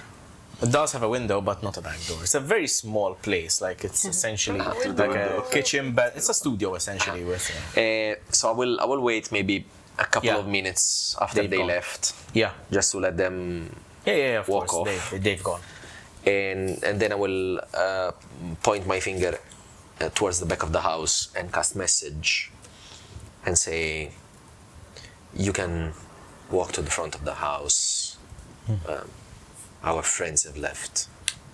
At this point, I You can start. come in. Yeah, you're cooking. No I'm worries. cooking. You can come in. Okay. Just sitting there against the With your tree, voices in my head. So you are not proficient with cooking utensils, so I will just ask you to roll a d20. Oh, you're going to fuck up dinner. Probably. He's fucking up dinner. I said too. Well, I mean, Food poisoning. the meat is barely cooked. It's certainly not the best meal you've had in your life. Can we somehow It's assist Food. Porvandir with the cooking? I mean, if any one of you has prestidigitation, maybe they might make it a little bit more flavorful, but It's not working though. yours is not. Alright, the herbs are definitely good because I'm proficient in herbalism. So the thyme is actually kicking. Yeah, it just tastes of thyme though. Oregano. Extra, just taste of oregano. Okay, yeah, but you do have a meal and it does sustain you. It's just, By the way, I'm enjoying it, huh? It's the best meal ever. if you say so. Warm. Yeah. So the cottage around you is silent, except obviously for the noises that you three make. But the night has obviously progressed, as in we are deep into the night now. And you do feel the weirdness of your entire day, and obviously you have exerted yourself, but not quite willingly, but manifesting here. Is there anything you would like to do before you have the opportunity to take a long rest? I think we need to talk. We need to decide what the fuck we're gonna do next. I mean, can we do it after we sleep? No. And we sort of say the same thing. I think, two outweighs the one. I think we should plan things before we start a new day. Without knowing what to do. He's technically right. I know, but if we sleep earlier, we'll wake up earlier and we'll spend the same amount of time deciding what we're going to do. We just do it with rested heads. Sure, you can go to sleep. You all slumber for the night of sleep. Por'Gue, you enter your trance. Yes. Please. Yeah, Defiance doesn't go to sleep. Yeah. Immediately, obviously. Is gonna... as he thinks that they're going to sleep, because they said they wanted to sleep, he's gonna leave the cottage. Okay. And he's gonna walk towards where he was told that Malachiel lives. Just to try and identify which one would be. He's not gonna go talk to her, just want to identify the thing. And as he goes, he's going to call upon Malachiel, obviously invisible, as he walks through town. At this late hour, it's good to point out that there aren't any people out and about, and most of the cottage lights are off. There is no lantern light emanating from the windows. It is late in the day, late in the night. Especially with no functioning tavern in town, essentially there are very few people who are out and enjoying themselves at this hour. Actually, they said Malachiel lives next to the brewery, so it will be like very far away, like on a side of the town, right? So if you were to be on the outskirts of town, the brewery is also on the outskirts of town, but just around one of the corners. No, actually, I would so it would be a good, shall we just say, like 15-20 minutes walk away. Remind me something, the forge. Yes. Where Asgar was working. It's one of these forges that is like, it's open on the side, like where there is the anvil and the thing, like it's on the open, even when the activity is closed, right? Yes. So I would like to go there. Okay. And I will call Malachiel. And I will ask, Malachiel, darling, you were particularly quiet when you have met this lady, this Novira. Why so? Asking for secrets now. She is tasty. In which way? You don't understand. That is why I'm asking you. Definitely straight. Roll. What is about her that makes her more tasty than Por'Gue, for example? She is old in time. Yes. How is that possible? Magic. Magic. And you feel like as he says magic, there's a certain anger in his voice. You know, she was doing something good for the master, apparently. Sorry, can you go again with that one? She was doing something good for the master, apparently, before I manifested you. She told us she was fighting demons. Demons. Yes. Chaos. You get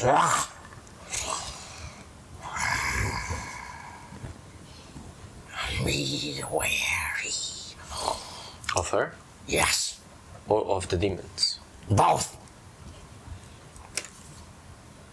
Why would I be wary of her? Do you think she's dangerous to us? She is danger to you. She senses you. And Malachiel. Of course. Well, before we go back to sleep, and did I go to the forge? Yeah. I would like to go to the anvil, and I want to put my hand next to the on the a side, on the side, like not there is not too visible, and I want to make the mark, the same mark that I did On the plinth. on the plinth, and the same mark that I did in the cemetery. So these oval shape that looks almost like an eye, like with another, like a slit in it, and like this almost like Roman number 1 that crosses it. Appear like quite small though, not It's a small not too sigil visible. engraved on the Exactly. side of the anvil. And it shines in his like arcane purple energy for a moment, the same that happens when he casts Eldritch Blast and True Strike and all his spells, like marking this place like with his own magic. Yeah. And then he looks around in silence.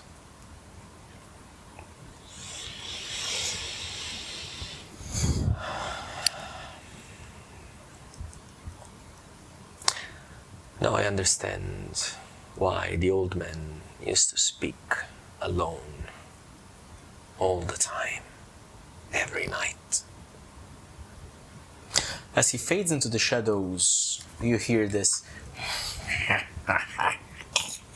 this slight snickering from Malachiel as he retreats.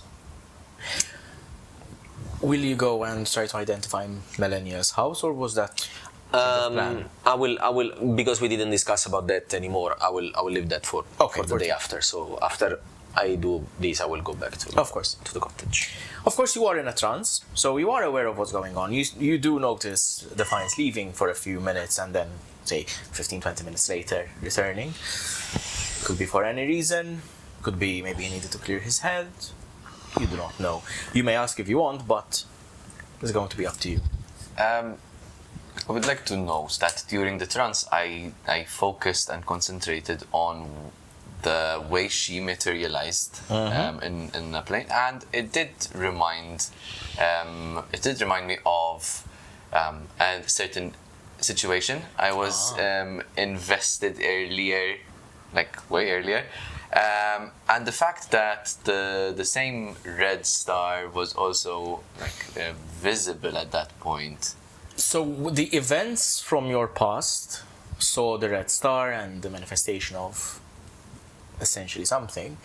There were no red stars in the sky when she materialized. They were just in your vision.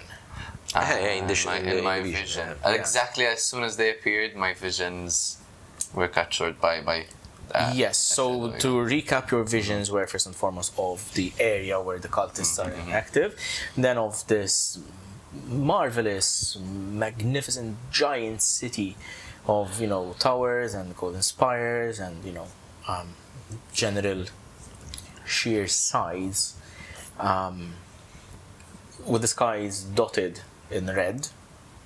And then there was the vision of this arcane lantern exuding magic, and as you reached out to it, she materialized. Okay. And the same way she materialized is not the same way as the person who had saved me initially was. Ah. That's a good question. Roll an Arcana check. Okay. Which we're gonna take a break and think about it. I'm inching towards a break, don't worry. I need a break. Yeah. It's 22 total. 22. Nice. That's a Finally. good spot to Finally. have a good roll. The arcane way that this figure materialize is very similar. Oh my god, okay. Oh my god. With that thought in your mind, you continue your trance and you focus on resting. We're gonna take a brief break ourselves. The sun rises on a new day, the 20th of Solmire of the year 2004. Oh. Novera, you've had restless sleep. Por'Gue, you could see her toss and turn in what presumably was Elspeth's bedding. During your trance, you saw Defiance leave and come back and then rest for the remainder of the night. But your final thoughts throughout your trance is the similarity by which your savior and Novera's manifesting in this, well, place. How striking that was. You also recall that that person also has the extremely rare purple eyes.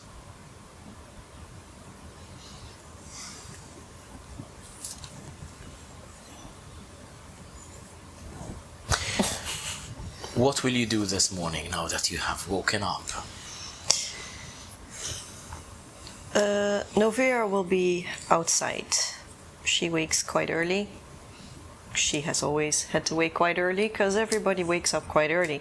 And she is outside going through her exercises, her stretches, and the meditation that she learned to sort of calm herself down as well. These exercises that she used to hate now actually provide kind of a comforting feeling, and she goes through all their motions. In the front garden? Listen, I'm not scared, Yeah. In the front garden, there is a collection of wild weeds and wild flowers growing, which are typical of this area that you've seen kind of spotted about. Of course, this front garden has not been tended to in at least a couple of days, so there are a couple of, indications of starting to overgrow and that sort of thing, but you do find a clearer patch where you can do your morning routines. And as you are doing so, obviously there are a couple of townsfolk. This is the edge of town, so there isn't hundreds of people going through, but one sort wise you see people passing by, and as you are exercising they kind of stare at you, and you figure in the village, and they keep going. They do not interrupt you, but you can see that they stare. She puffs up her chest and keeps going because she's really fucking cool. Por'Gue. As soon as I wake up and I see that she's outside, I do peer out of the window to see her movements and what she's doing exactly, and I just ponder at that thought. Okay.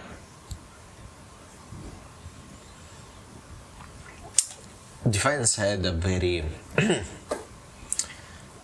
difficult time to sleep. Knowing that he keeps losing people, especially in the last couple of months. He wakes up a little bit later than definitely later than you do. And you only rested for 4 hours. So. He literally jumps out of sleep and looks around. Are you in the room? I'm in the kitchen area. Yeah. Like a studio. So. Trying your best yes, to bring In the kitchen corner. And Defiance says, I had the strangest dream. Was it a dream? Tell me it was a dream. Well, but I can explain, yes. Are you referring to the events we've just endured? I mean, the lady with the pink hair. And I point outside. Oh, she's outside. You see through the window this pink-haired woman, obviously, doing her morning exercises and routines, jumping, air kicking, kind of. Push-ups while in a squats. handstand. Yeah, handstands. The whole thing. I was really hoping I had dreamed of a woman appearing out of thin air, coming from 1,000 years in the past. Well, if I were to choose, I would have chosen to dream about Lugii's death and Reyna's upcoming. This is a new discovery for us, don't you think? Yeah, what I mean is like that feels a lot more real and an actual possibility than someone appearing out of thin air 1,000 years late. Yes, it is beguiling. Yes. With absolutely no sense of timing or respect for the situation, I walk in. The door opens and My Novera stretches are joins you. done. Good morning! And I start rummaging through shit, because it's cold and I don't have a cloak. You open a couple of closets in the far corner, very close to the fire, to the corner hearth, kind of. You see clothes of various hues and colors. You managed to find a woolen cloak that you could wear. Could help you keep yourself warm. Can I take this? You can take anything you want from this house. The owner is dead. Fantastic! And I take it outside to Allegedly dead. to sort of air it out, and I leave them to it again. She just comes in, does something, and fucks off again. Completely oblivious to the tension in the house. So much for keeping her presence private. And I don't think there's anything private with this one, Defiance. Definitely interesting. As you discuss this and as you ponder this, one thing becomes a little bit clear to you is what will you do next? Not in the sense immediately, like you had plans to go talk to Malachiel, but beyond then, what is the play? What are you going to be doing? Are you going to confront the cultists? Are you going to run away? Are you going to leave Gustav to his fate? Are you going to leave Reyna to her fate? I think we should. Can you come and have a sit? And we decide what the fuck we're going to do next.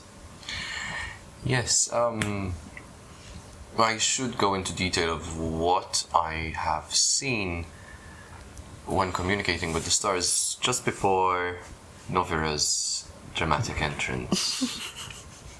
Should we actually call her and so she can listen to that as well? Perhaps there's something that she knows that we don't. I think that about is your vision.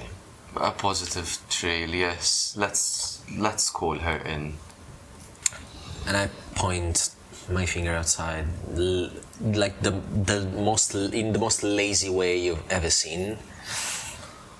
And like, Novera, can you come in? From outside here, fuck! Okay. She comes in. You can reply to this message. That's not funny! And she sits down on the ground and she's like rubbing some grass into the cloak to get the smell out. Sure. Doesn't smell bad, it just smells of... It smells dusty and... Yeah. It smells like old woman. Yes, It exactly. should So, smell like I old am woman. rubbing some grass in there to get like some of that smell. Yeah, now it smells like old woman and grass. Will you join them? Yes, I take a Yeah. seat somewhere on the floor and I'm like, okay. So, Por'Gue, can you enlighten us about your vision that seemed to have brought our friend here? Well, don't rush into conclusions. I'm not sure you came in because of me. But that is Well, I what think- this believes, yes. So, what started out as me charting towards the stars, in any way to form any clues or whereas anything about Reyna, I went into this sort of vision. I was glancing into the fjords, frozen places, sort of archaeological remains. They were the cultists, I believe. They were trying to dig up anything, something. The visions were a blur, but some were vivid. They showed me some kind of runic circle What was most visible, though, and it brought my attention, was another shard of the Vancoryn. As he says, the Vancoryn. You are very familiar with that terminology. Yes, I'm trying to figure out how to spell it again. Vancoryn. Vancoryn. Has he named that before? I believe he To has. me, as in? I think he did. Okay. But So, I mean, it's just the name you attributed to that shard. Yes, Don't really. I do know the Vancoryn. Is that the one that you were looking for? The one that for which we came up here? It is the same sort of embodiment, but it is not the same crystal we saw. It's a different crystal. Still, it emanated power through this vision. Foreboding power. You're looking for the Vancoryn meteor? Meteor? We're looking for Vancorynic crystals. So the way that Por'Vander is relaying this information, he is alluding and referring to shards, pieces, crystals, not necessarily The whole thing. the entire thing, which you are familiar with. And I know the story of how this shard used to form part The of legend, yes. You have been told that the Vancoryn used to form part of a larger structure, larger entity, if you will. Apart from the story, can you elaborate on this meteor? Well, the thing fell from the sky, and then we had magic. And, Oh. and we put it on top of a tower. When you say we, you mean your My group? friends, my family, the people that lived around me, everyone. So you mean everyone? As far as I'm aware, people. everyone. As Yes. in everyone in your Yeah. world/time? Is it my people or all people? It's your people, so you come from a place which was this giant Yeah. metropolis. Yeah. As you mentioned, Panagardium. And there were different kinds of people there, I assume. Different kinds of Yes. people, but it is Panagardians in general that were kind Yeah. of like the prevalent population. Yes. The ones who would have harnessed the magic of the Vancoryn would be the Panagardians. And of course, other races then benefited, but it's the Panagardians that built Panagardia, essentially. Specifically, some of them. But, Yeah. So here, somewhere lost in translation, to me, yes, everyone. Did that create magic in the sense of there was no magic before? Nobody could use magic before the meteor. Oh, that I don't know. I don't. Did that happen do- during your lifetime? No, that was way before I was born. Okay. Okay, and you said they put it atop a tower. Yeah, Did I told you about the tower yesterday. Yes. Did something happen to this Vancoryn crystal? The whole thing? Meteor? you do not know. It was fine last time I saw it. I mean, we weren't fine, but the tower was fine-ish. Yes, or so the legend goes. The Vancoryn was part. The Vancoryn crystals we're looking for were part of a larger, well, meteor, No. and it was shattered. It broke. Yes. So here, it's broken. Well, now it's broken. For quite some time now, and again, it is a legend for myself to have been taught. Por'Vander, do you remember when yesterday I asked you to finally be a little bit more open with each other? Yes. I think this is one of those moments. Why are you looking for these shards? Well, they are foreboding and they are very dangerous in the wrong hands, and they seem to be in the wrong hands. Arcadia seeks to amass these and keep them safe. That is the reason why I had initially left, but one thing leads to another, and I'm here. So you are doing it for Noble cause. You think poorly of me for now? No. I'm just asking if that is the motivation you're giving me. It is, yes. Because the crystal that we found was not in dangerous or wrong hands. Yes, but... It was by itself. And what did it summon? Don't you remember? Well, once you fucked with it, yes. Anyway. So, can you be honest and tell me why you're looking for these crystals? Are they powerful magical conduit? Are they a knowledge of magic that can grant you great power? What? Just be honest. The Vancoryn, as I said, is a legend. To have seen the crystal and to have seen it once more in my vision is very, very interesting. To have nearly touched one would have been even more interesting. Unfortunately, you know how that went. Yes.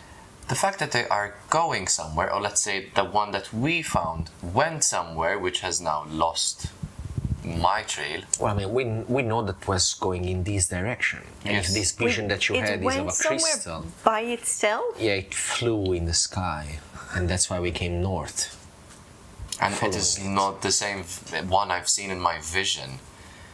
So it raises the question, are they being compiled in order to form something which had been initially this meteor? So someone is trying to fix it. Well, I don't know if fixing it is the right. And I'm not Conclusion. sure if such crystals have remained intact completely. I have seen a very small piece of the shard crumble, but I do feel they are trying to collect as many as possible. Was that the same shard as the shard that Lugii was so fascinated about? Was that also part of the shards? Because there is multiple shards going around, apparently. Correct, but not the same. Was not the same. So, you do confirm that your reason for looking for this thing is selfless. Can I insight check? Roll an insight check and roll persuasion or deception. Okay. But don't tell us which. Which one is it? Sorry? Persuasion Either or persuasion deception. or deception. So whether you're trying to convince him or whether you're lying if to you're him. being honest or if you're lying. Wait. Obviously, don't tell us which. Persuasion or deception? Okay. 5? 15. 5 and 15. 15 inside, 12 plus 3. So you feel like Por'Gue is Better confrontation. skirting around the main answer to your question. He is not outright lying to you, but he is very, shall we say, skittish about trying to give all the information. You feel there's pieces of information around, but the heart of it is still missing. I look at him and I say,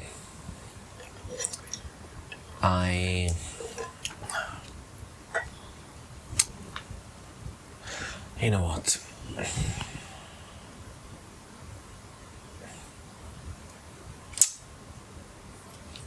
I was about to say to do whatever the fuck you want. But this is now about both of us. And it's about Reyna. And it's about Lugii. It's not just about yourself anymore.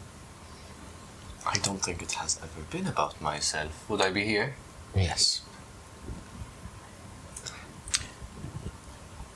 I helped you to get here, and if you tell me why you need these, I will help you to get the rest of the fucking shard. Or I will help you to understand why the same people who is looking for the same shard killed our friend and kidnapped the other one. And I've just revealed to you, and I snap my fingers again and the imp comes out of my shadow, that I think that's a pretty big gesture of, trying to trust in each other and reveal each other's secrets. Defiance. There should be no sense of distrust. I mean to collect these crystals and return them to a safe haven, Arcadia. You can help me in doing so, and we can return them together. As you say this, Defiance, you try to think of all the different people in Arcadia, and there's a variety of people who might be interested or capable of using or protecting this kind of knowledge. I was wondering if I can roll if I'm smart enough to... No, literally, my intelligence... I am clever but not smart. If the breaking of that meteor would have anything to do with the fact that I can't use this magic that I'm used to be able to do. Roll Arcana check.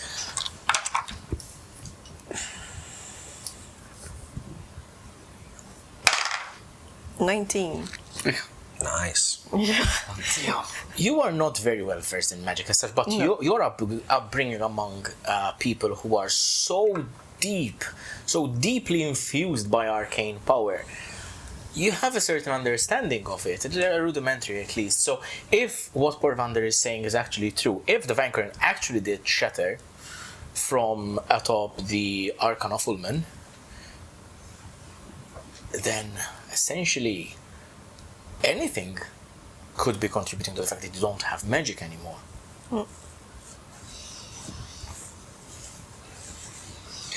Considering I know I'm not a very smart person, I will keep these thoughts to myself, because I don't like. Love it, this woman. I don't like saying something and then being called stupid. That's like the thing I hate the most. But it's certainly within the realm of plausibility. But you do see like a very complicated look on her face when she tries her best to fire off 2 brain cells. What you know about the Vancoryn is that it projected this aura of arcane power through which your people could harness arcane magic. Yes. So its loss could be significant in that way. Yet, you also witnessed Defiance channeling magic. So there's a couple of question marks floating about your mind. Exactly. Okay. And I continue eating beef jerky because you guys are just hashing it out and this conversation has nothing to do with me. Yet. If the interrogation is over, It is not an interrogation. Do not play victim with me. I'm not interrogating you.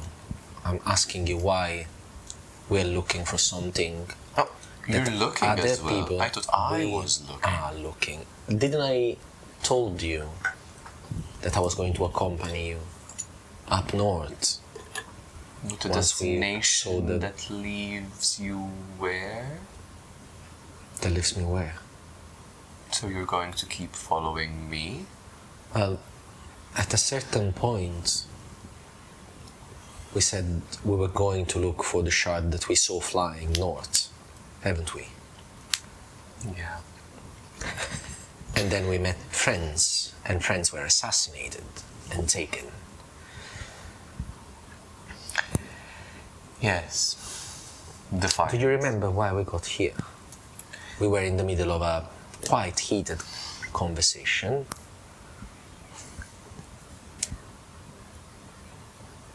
And now they are dead, or whatever happened to Reyna. I'm still treating them, and I'm still treating you as a friend. So do not play victim with me, Por'Gue.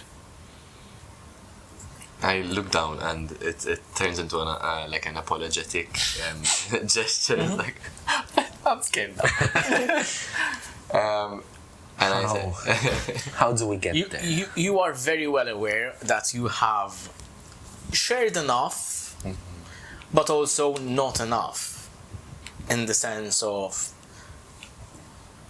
who set you on this path. And it feels like Defiance is trying to drive at that piece of information for Claritin to have the entire picture laid before him. Correct me if I'm wrong. In a sense, yes, because obviously now he doesn't know what we're going to face. Because Defiance is clearly like he wants to go get Reyna back and possibly Lugii back, or at least release her essence or whatever they've stolen. So it's like, what are we going to face, and why? Like, what's their goal, and why it's so similar? Why it seems so similar to yours? Like, it's like, this is clearly a source of some sort of power. Why are you after that power? But right now he's not pushing you on that anymore. Like, he accepted the fact that you don't want to tell him. It's more like, just, okay, you don't want to tell me, you don't tell me, just don't play the victim with me, because I've been your friend and I'm still being your friend, and now we have another person here that appeared out of nowhere and we need to deal with whatever is going to happen there. She's a psychologist right now. I'm just sitting here wondering if you two are married. Do you have any idea why what you were looking for might have brought her here? Because yes, it might not be related, but it looks very related. The visions didn't stop there. Mm-hmm. I've sort of seen things that I don't think I should have seen. I went into this metropolis, this golden city. I've never seen anything like this. It was beautiful. It started blaring in and out, and then I saw a lantern. This lantern, which I recall going in for, and as soon as I nearly touched this, what seemed like a powerful lantern, you appeared. I mean, the city sounds like my home, with yellow stone and yes, warm. Sort of sandy colors. Mm-hmm. And it smells like vanilla and sand.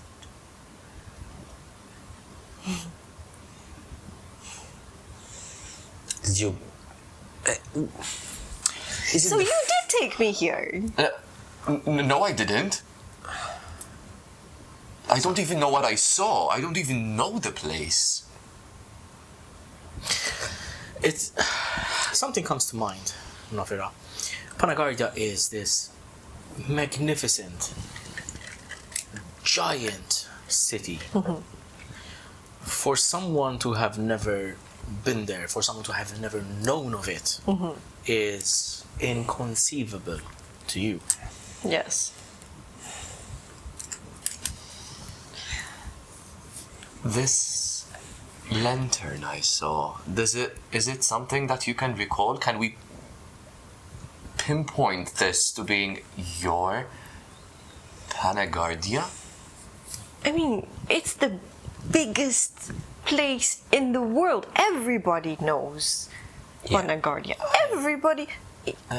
Like Trindar, and Panagardia isn't something that we study here, except potentially. I've never heard of it. I've studied and I've never heard of it. The biggest? Yes, it's where everything happened. It's where everything wanted to be and wanted to go. Yeah. And a lantern. I mean, clearly, it's a lost city from 1,000 years ago, before history was even recorded. So it's gone? I mean, it might. I'm afraid I don't think it exists anymore. Maybe there's a way to send you back. I mean, if there's a way to bring you here, there's a way to bring you back there. We just need to... Maybe those pieces can help me go home. I'm not sure what they can or can't do. Perhaps a more pertinent question is, where is Panagardia?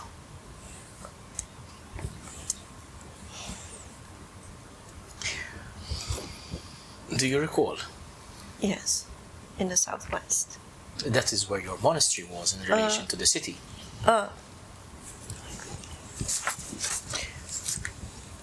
At the heart of a disc-like continent. A disc-like, not a ring-like. No, it's like But do we have maps on us, maybe? thousands of kilometers. It's huge. You do not have maps on you of the continent, but you know what the continent. You've seen maps of the continent. So we can before. we can like You start can a sketch. draw it. Yeah. So I'll chart a sketch for you. I was like, This is what our continent looks like. The general outline of the land matches the general outline of the continent you recall. But there's a chunk missing. But at the heart of it, where Por'Gue draws the Coralic Sea, are approximately the boundaries of Panagardia. and like shade in the water, and it takes up the area where you were pointing at. Panagardia should be at the very center, sprawling out. It's supposed to be there. In the coral Sea? No, there was no sea. There was my home. Well, now, we have, I guess, two possibilities. The first one is that it sunk. And the They second one is sunk that my home. well, I don't know.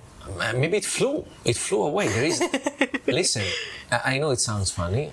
There is a mountain that flies. It's literally attached to the ground with chains. You know of this.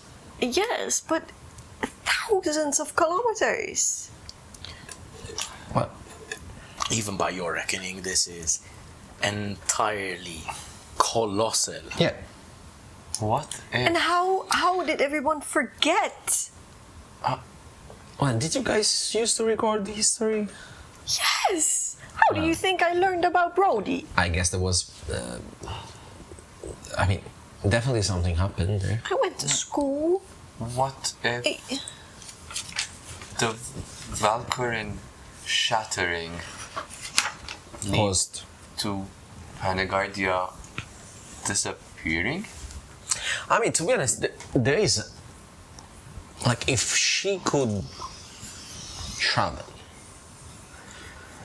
And, I mean, we know for a fact that our souls travel to other dimensions, other worlds.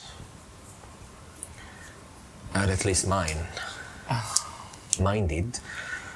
When we died. You died? We had to do a whole like ritual thing, and I went to a different place. Maybe just went to a different place. DM, question. Do we know when the Valkyrie exploded? Shattered? No idea, obviously. We just No, learned. you about don't it. even know that the town it stood in existed. Yeah, I know. But your mentor did. Oh, that's exactly what I was about to ask. Like, listen, you said you have studied in Arcadia, right? Yes. So you must have like a very knowledgeable master in Arcadia. I mean, the most, yes. Who is your master? Aros Avell. Aros Avell. Yes. I have heard of Aros Avell, right? You told me that I heard. Yes. He's quite a renowned character. I have heard of Aros Avell. You have? My master? And he is alive. Yes. Yes. He is... Is in Arcadia. Arcadia. Explain yourself. So I've only, I think, seen him like in passing, and Who is he to you? so he is the lore keeper, the keeper at the Cathedral of Lore. Oh, the law keeper. Well, I guess we'll have to go and visit your master.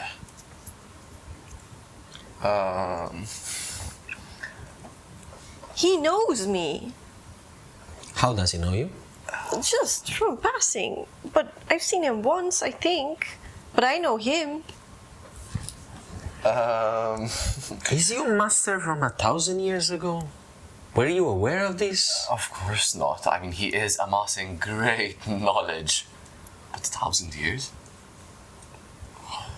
Or potentially even more so. It's gonna take so long to get down to Arcadia and back. Even if we get to Arcadia, I don't think they would let you in. What? Arcadia is not... Anyway, seeking audience... You mean me, just me Defiance, or all of us? Both of you. And judging by the fact that I have been out of contact for so long, it may be even difficult for me. Can you write? Or... I know that there is magic that can do that. Like, we could possibly connect with him, but I do not possess that, You don't seem to want that to. magic. No, speaking to my master should not be an issue, except it's been quite some time now. And I believe you did send a message with a particular five-eyed creature. Yes, to which I have not Orozek. heard back. Well, I mean, you didn't It was not a long time ago. About what, 6-7 days maybe? Maybe a week and a half, maybe 2 weeks, kind of. Roughly. I think a little less than 2 weeks. Yeah. Is there a way I can communicate with these beings? Apart from sending a letter? I think not, but I don't think sending is a druid spell though. Yeah. We don't have. I mean, it's a bard spell, but I don't have I would 10th have level to do spells. Yeah, Mister. There are certainly magical ways you can convey messages across large distances. However, you seem like you do not quite have a grasp on those kinds of magics just yet. Or if you could at all. Currently, it seems that the only way you could send words to Aros Avell is conventionally. Or hope that Orozek makes it there and manages to convey the message. I would not suggest going back to Arcadia. How far would it be? It's far. Listen, there is On another the way. opposite end of the continent. Listen, there is another way. If you let me level up 3 levels in I can do that. Only if you Today. concentrate really hard. Today. I can do that literally today if you level up 3 levels in bar. And even if we do make it back, Master Aros Avell came in and out of Arcadia in incredible speeds. It would be very difficult to stop. I was really trying not to react to that. I tried really, really hard. Because that's the thing. I could keep myself at the first part, but then when he said really, really fast, It's unfortunate. I mean, he's an old guy. That can happen. This is an old dude, especially if he's 1,000 years old. Like, To rephrase, I think we're on a bit of a trajectory here. STD a couple of weeks ago, and yes, Master Aros fuck me, Avell man. may not be present Okay. at all times. okay. And you see this flicker of hope that Novira had for like a split second sort of simmer. We may, or I But may he be is- contacted back if my message is across, but he is. He must Novira? have. You were going to say something? No, I just, there's really no way we can tell him that I'm here and that he needs to send me back. Well, we don't even know if he can send you back, but Well, he's here. did he had any reason to leave there for which he is here? Can I think of a reason? Because why I've seen him from far away. He doesn't look 1,000 years old, so he must have done it magically. Roll a history check with disadvantage.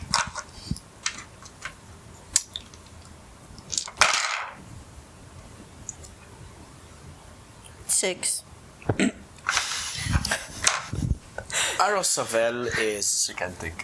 one of the Disadvantage. I've seen the men once. Aros Avell, even in Motherfuckers. Panagardia, was one of, shall we say, 3 main figures, or 4 in the history of the city. He is incredibly renowned, but his purpose, his intentions, his goals were never something that were divulged to the public, really. All you know of him is that he was the lore keeper of the Cathedral of Lore. He's Yeah. the person in charge of safeguarding that lore, and it's in that context that you know him. You do not know him as an excessively powerful spellcaster per se, but you know that anyone in your society was, and if he's one of like the topmost people, he probably was as well. It's all just conjecture that you can Yeah, like in amount my to. mind, this man knew almost everything. He was the protector of knowing things, you know, and I met him quite a lot younger than and I'm still quite young. Well, 900 years, but I wasn't 900 years ago. The day over 20. Yeah. You weren't yesterday. No, I Yesterday was you were not. 900 years yesterday. What I can say, Can you though? I actually wrote lower than you. So I will say that there were rumors in Panagardia that while everyone within the city, like the Panagardians, were Tolzuli, descendants of this ancient empire, So they were Tulsuri. there may have been members of that society who were directly descended from imperial lineages. Perhaps the topmost figures among them. Again, all assumptions Speculation. and speculation. Yes. So all I know is that this man knew a lot of things. Okay, he knew everything. So Well, I can't speak to him right now. There is no possible way except for us to walk all the way to Arcadia, which is an unbearable feat. It's gonna take months, But maybe weeks. maybe weeks. I would say weeks, but more than a month for sure. Yeah. About Like a few weeks, month and a like half, 3 almost 2 months. I think it was. and It you depends always on just which route walk. to take. What about a horse? Well, yeah. Safe to say we are not that fond of horses or carriages. Well, we had our issues. Listen, let's do like this. I think if you help us to get our friend back, then we will help you find his master so that he can send you back. How about that? And in the meantime, I will, if the stars allow me, I will continue my night scrying and see if there's any method of communication with Aros. Master. Aros of it. Yeah, I hope maybe he brings you a friend from your time. I'd rather not experience that again. Thank you, Defiance. I did not intend for that to Your happen. magic sometimes does fucked up shit. Okay. So I help you and you'll help me Yeah. talk to. Okay. So what do you exactly do? Like, are you look like some sort of I fight. martial? Of course. I fight, I deliver things, but mostly I'll put your ass on the floor. Okay, that's not really hard to be honest, but I think we need a little bit more help.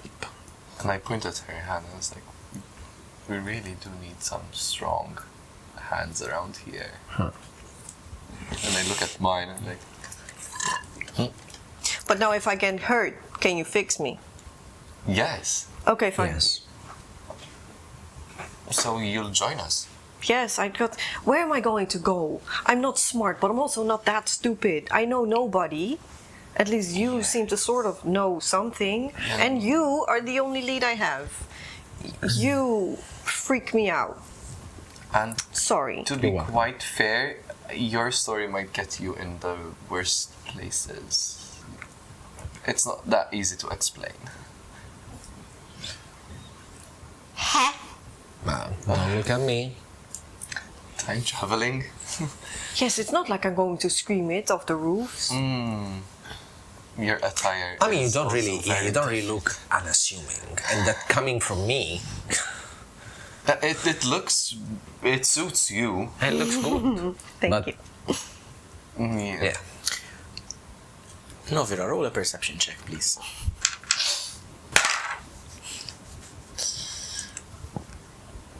A 23.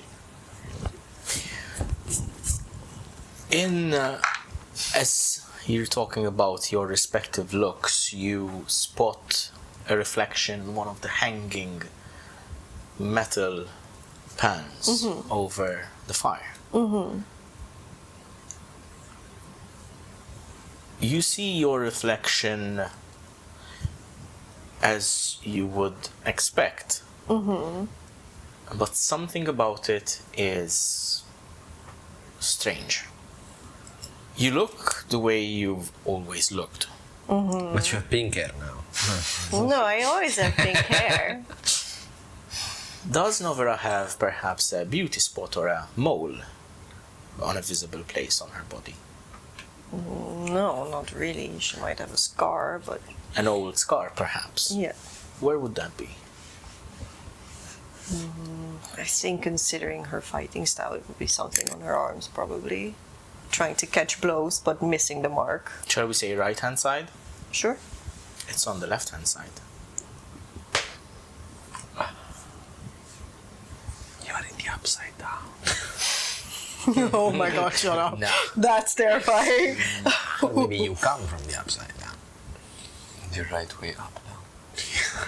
If I now look at myself with more scrutiny, do I seem completely flipped? Yes. I'm going to lose it. I'm going to throw up. I'm backwards. Just what? Depends look at you like what? Excuse. So see that? It's supposed to go there. What? You sure? It looks.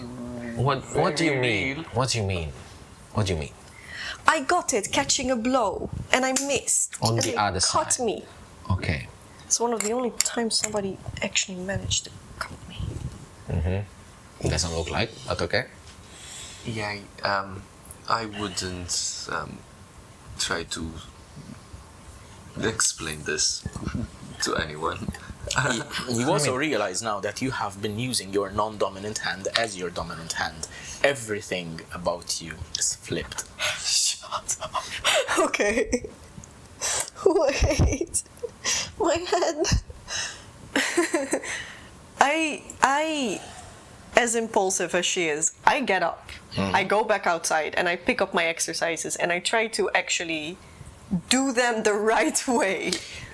You are still able to, it's just you are noticeably opposite-handed. Oh my god, you're proficient in the left hand now. Can we please not go down the track anymore? So as we are having this conversation and she says that she's the other way around, and she stands up and she leaves. I'm like, what the fuck? Every day. Couldn't you bring someone normal if you had to? Defiance, if I had to, I would bring different people back into my life. Yeah. Not someone I do not know from 900 something years ago. Yeah. And also, in my defense, I'm not that weird. This is just a really weird fucking situation. I see. You would also lose your shit. You're pretty weird. I am pretty weird. You're pretty weird anyway. All right. Can you come back? As I look through the window. Fine. And she comes back. Smile plastered on her face, clearly uncomfortable. Now, By the way, that smile is a slightly bit unsettling. Good. okay. Is it? I told you she's crazy. I'm trying to smile the same way as well. Yeah, you want to look crazy as well, Por'Gue? No, I don't want her to hurt me. I don't have to hurt you if I blow on you, you're gone. Don't worry. I take a step back. By now, the sounds of activity in the rest of the village can be heard. I mean, it's not midday, but it is morning and the hours are rolling by. What do you intend to do? I follow them. Okay. I don't know where I am. I don't know who to talk to, and I will be very close to this one because it's the only lead I have. So, as we're taking her with us, either we go in and talk with Talita and Adrian about all this, or we go and ask Melanie if she knows anyone who we could perhaps hire, or I don't know, like someone that could help us fighting these people. Because until we had Reyna, like we had an actual, person in armor and sword and beating people up. Now we have a fan and a dagger. Yeah, precisely. Oh, they have no trust in me. Well, yeah, I mean, you don't need to roll for perception to know that. That's haven't- funny. That's hilarious. we haven't that is so seen it or funny. anything. Well, Yeah. why don't we do this? Presumably we're leaving town very soon. Well, to go where? The fjords? Yes. Do you intend to go just the three of us? Like this? I don't know, but what options do we I have? don't know. That's what I want to explore. Let's go speak with Melania. Let's see if she knows anyone who's good at fighting. Or, wait, I can actually cash in on a favor from the big lady. Maybe she knows someone who can fight. The big lady. Yes, you'll meet her very soon. Does she know that you did not have anything to do with her winning the battle? The whole competition with her master? What would she owe us? No, I told her. She wanted to offer me a cask of ale, and I said I don't want the ale. And you- Let's say if we need help, I will come and ask you for. Yes. We might as well try. But I would still speak. Maybe let's not mention that might be life or death kind of situation. Yeah. You guys lie a lot, don't you? Oh, I don't lie. Have I ever lied? Yes. Twisting the truth is not lying. That's definitely lying. Let me tell you, I'm a professional liar. Yes, we've seen that. That is definitely lying, my friend. If you think that's not lying, that's because you're lying to yourself. So, let's. Makes sense. We are going to Asger, Melania, Clock or it. Talitan. Asger. Clock Asger it. first. Asger. Asger. You approach the smithy and it is mid-morning by now, and she is already with the forge blazing. She's already working on her steel. You can see that her craft is still unrefined. I mean, obviously, she had like 1 day of practice. Exactly. Than what Less she than had 1 before. day. The former owner of the forge is nowhere to be seen. Thargrim, I believe his name Thomas, was, yes. is just not there. The keys to the forge have been handed to Asger. And as you approach, she stops and looks towards you. Like, my friend, you return, and with the elf. Never seen you before. So, you're picking people up on the way, aren't you? Asgard, what a pleasure to see you again. I see things are going extremely well for you. Well, progressing, I suppose, yes. You have kicked out your old master? As he was oath-bound to do. I won the bet. Forge is mine, he did not want to work here, so he fucked off. Back to Clioth, I hope. Amazing news. Once again, you know, you just needed a little bit of a push. Well, whatever I needed, I got it, and I have you to thank for that. You really do. You really do. So, neither of you are plate wearers, so what brings you to this forge? Do you remember yesterday when you wanted to buy me a full keg of ale, and I told you I might need a favor or a favor in kind? Huh. She English. sits on the empty anvil, kind of hand behind her, kind of supporting herself. Then she distracted, like, what's this? Never saw that before. And yes, a favor. What it is that you need? Well, our friend has been taken away from us. We would love to go rescue her. And we need someone to, let's say, temporarily replace her as our frontliner. Well, I am flattered, but I am no fighter myself. Well, given your size, I'm sure you are quite a formidable fighter. You realize that Asgard is the equivalent size of a Goliath. So she's like 7.5 feet tall.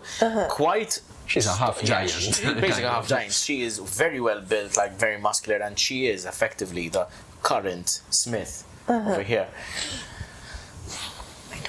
So, I do not know of anyone who could help you as such, but I feel that your best bet would be to appeal to the townsfolk.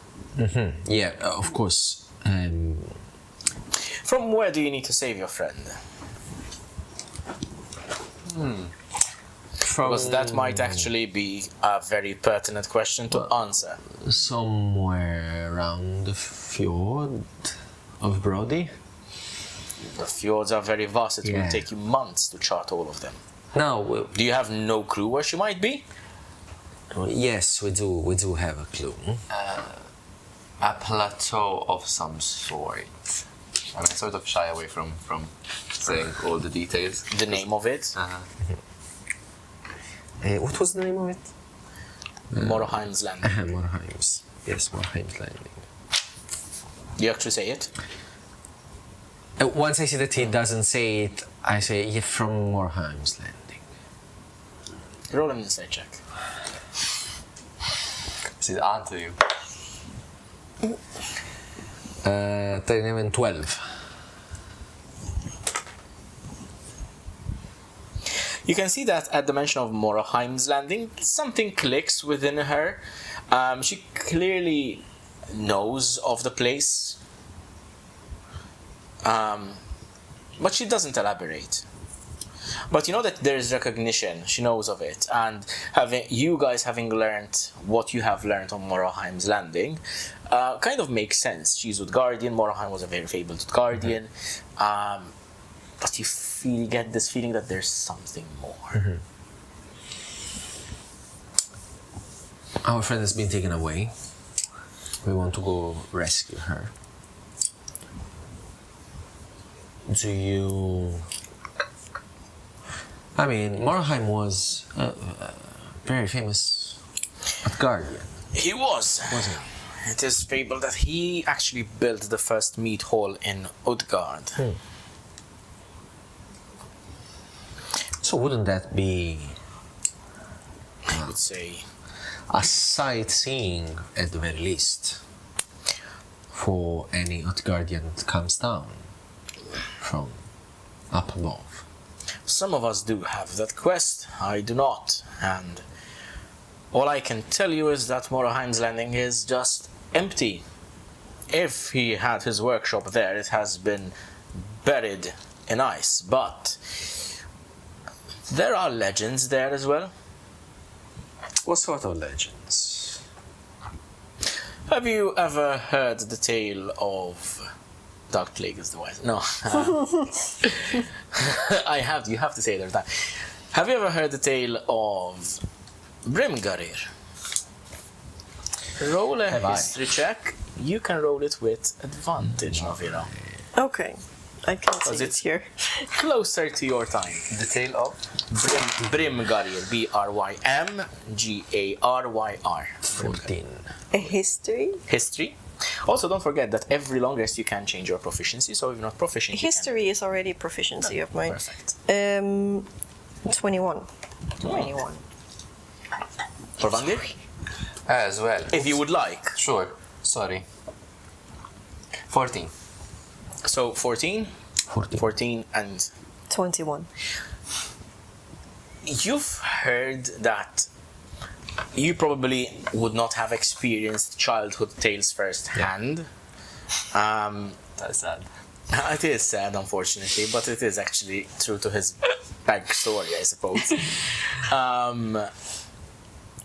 These kinds of tales would not be probably told in your part of the world, but from your time, from your, shall we say, childhood, there were tales told to children, bedtime stories, cautionary tales, and that sort of thing.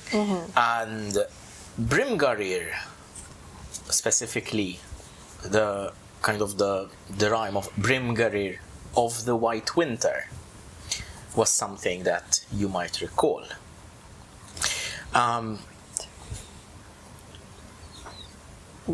During there were, let's put it this way, the tale went as such. Before the halls of stone were raised, before the dwarves carved mountain ways, before the fjords bore mortal name, a mighty dragon ruled the plain. Brymgaryr the White they cried, with winter's breath and wings spread wide. His icy roar wrought endless night, his shadow swallowed fire and light. Then came a day no bard recalls, no runestone speaks of the White One's fall. Brymgaryr was seen no more, and silence claimed the frozen shore. Yet elders smile when children ask why frost still grips the northern vast.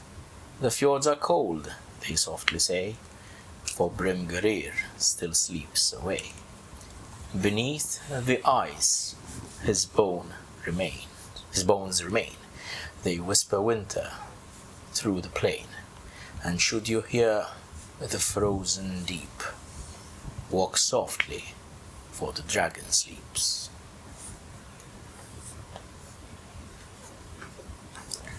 That's dangerous. So, we're fucked. Now here's the thing, Porvandir, and even Defiance would know, as would you, dragons are fairy tales. Extinct. They do not exist. They're like dinosaurs. Gone. No, not even so, there were no remains of dragons found. It's just there isn't a museum with dragon bones in it. It's just... Unless it was frozen. But... yeah, but that's a story.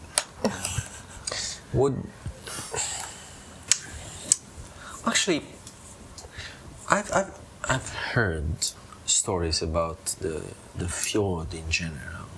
Have you ever heard of Ysvarn? Icevarn? Icevarn. Not in my people's culture. I think it's some sort of elven thing. Can I make an insight check to Roll. see if there is that look, that Roll an faint insight of check. like recognition that like she had before when I mentioned the thing. Insight. Not bad. 18. As far as you can tell, there is no glint of recognition, the same way as you mentioned Moroheim's landing. She seems quite genuine about the fact that it's not our culture, ask the elves kind of thing. Like this was more like replying to the question. Yeah. Does she recognize because she had something to do with the cult and so she heard about it? Or, like that was... There is no sign of recognition from her, let's put it this way. I mean, at this point, I don't trust nobody in this town. I think you'd be a fool if you did. But you're saying that because of that story, people would not want to come with us. Well, fairy tales are fairy tales. Well, yeah. I think what you need is someone with a bit of spine to help you, do what you need to do.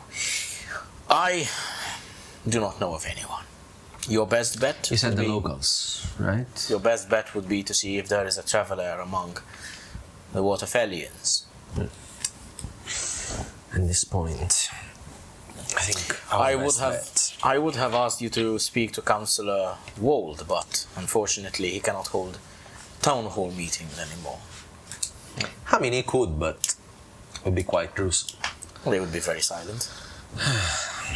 And you feel like there is no love lost between Councillor Wold and her, and probably because there was some sort of corrupt link with Thorgrim and Wold, and Well, my friend, sadly could not help us this time, but maybe some other time in the future.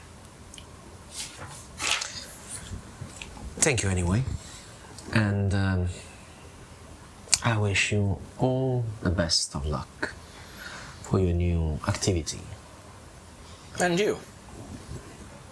For your heroics, I suppose. I think it's more like vengeance. Even worthier of a cause. A pleasure to see you, darling. Sure. And she kind of turns back and resumes her work. As we start walking away from there, I think our best bet might actually be to talk with Talita and Idrin.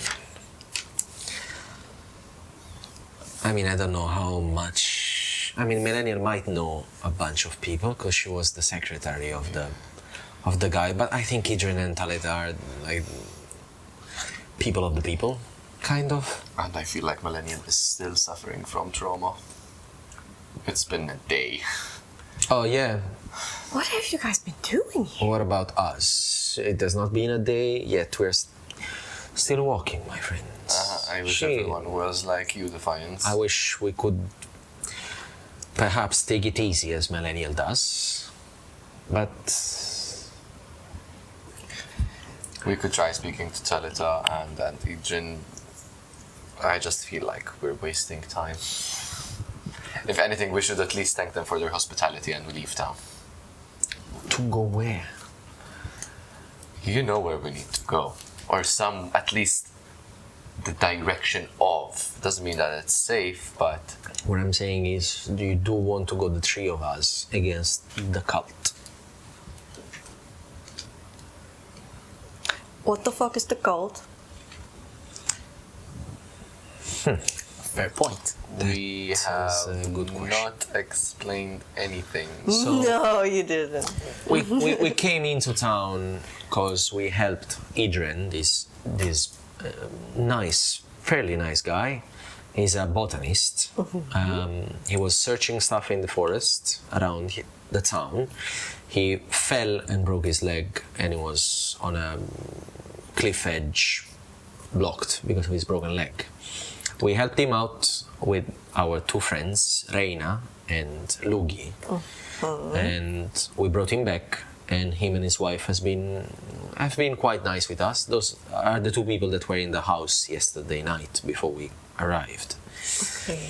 Then we find out that there is a bunch of corruption in this town, and the person in charge for this town was corrupted by some sort of cult, which is the same cult that killed our friend Lugii, stealing her Fey essence,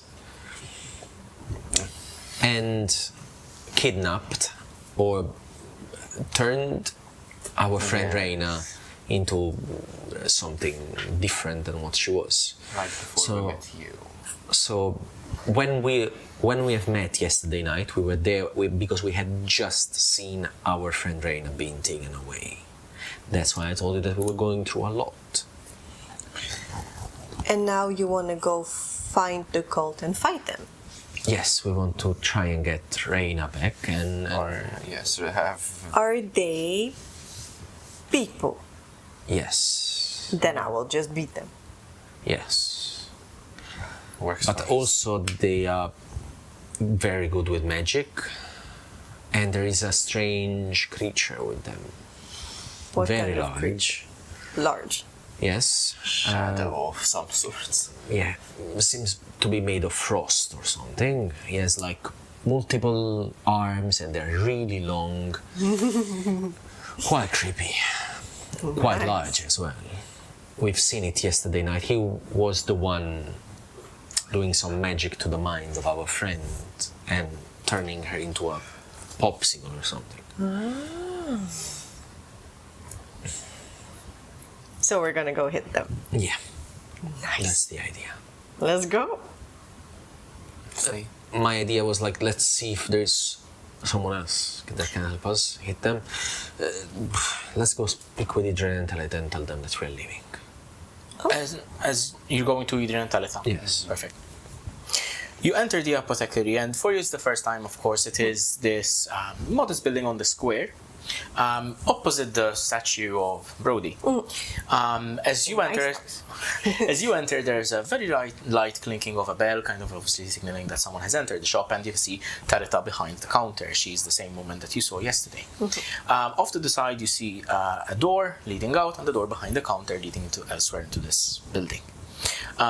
As you guys are entering, a figure is leaving, a client of sorts, a dwarf, as he kind of walks out, and Talitha sees you. And I was hoping you would come by today. I have to be honest with you, I was a bit worried yesterday after you came back without Reyna. Yep. And sorry, I don't think I know you. Hi. Hi. I'm Novira. They asked me to help them beat up some people. You made a friend. Yeah, we want to try and go find Reyna. Where?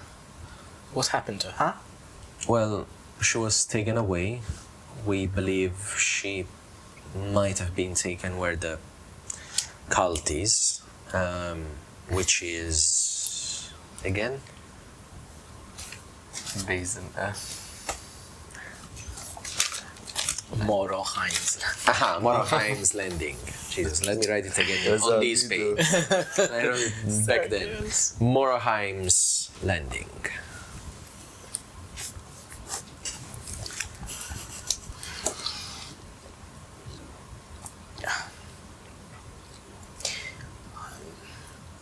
As we offered yesterday, of course, any help that we can be of, please let us know. It's just the fjords are dangerous. If Do you know if there is any guide, any, a ranger, someone from the wilderness around here that knows the fjords, a pirate, a captain, someone that can bring us there, help us fight, perhaps, or I don't know, any help? well, Waterfell is not typically venture as far as Moroheim's Landing. We have very little reason to, unfortunately, but travelers are always coming and going from Waterfell. People from Clyoth, people from Darkport, people from elsewhere, beyond the Corridor. There might be someone. I would have suggested the tavern had it still been standing. But I believe Malachiel wanted to hold a gathering of the townsfolk this evening. She sent word earlier today. I believe she means to actually share the word that Wold has died. If there's someone perhaps... I could not hear rumors. Well, yes and no, but you don't. Well, maybe you don't quite know how Malachiel is, but she is very methodical and, well, I don't like to say, but she is quite bureaucratic. So would you suggest we wait for... Well, all I'm saying is that perhaps if there are people, they would be gathered there. It would be the majority of the townsfolk. Perhaps we could say we want to help the town by exploring or finding who did that to... But then you're lying to them. Yes. He does But that. I don't know if you figured, but that's mostly what I do. Yeah, see, but if I were to put my life in danger, I'd kind of want to know. Yeah. You know? And if I didn't know and I felt tricked, I'd probably kill you. That's fine. I will offer gold. Without saying anything, can I pass on a message to you? And I tell you... Do you have? Yes. Cantrip? Maybe exposing what we're going to do isn't a good idea. We don't know who might be working for the cult. There might still be people.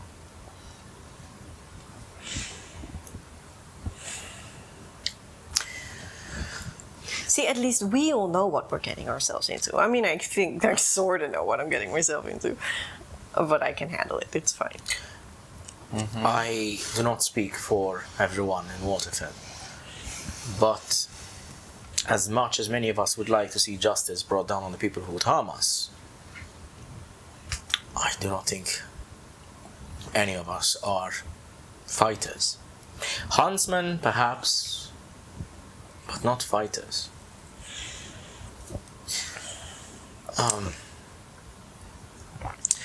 Thank you anyway for... I'll keep an eye out.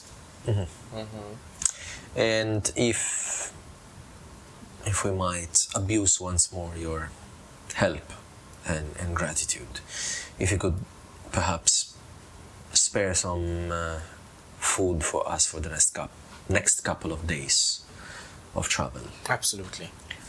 Can I, from the other house of the dead lady, maybe also take like a bedroll and...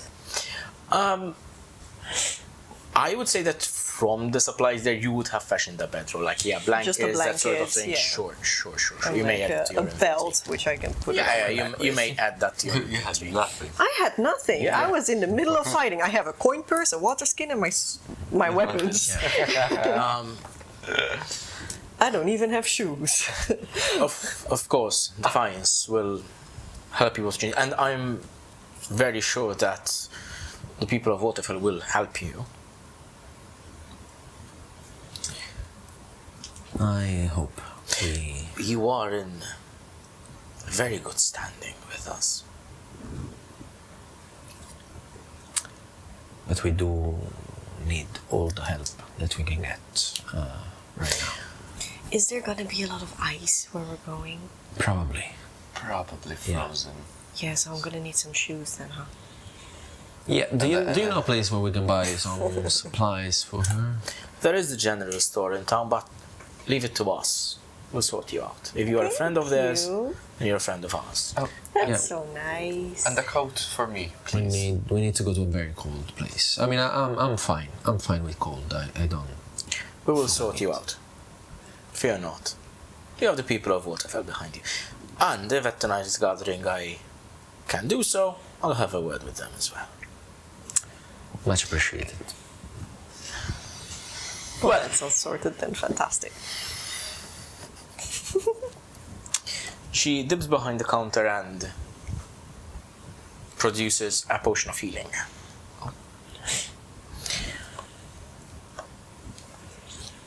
I think you will need that. Much appreciated.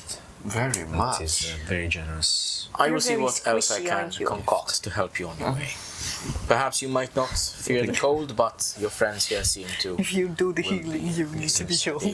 troubled by it. So I will see what supplies we have, and maybe we can do something else.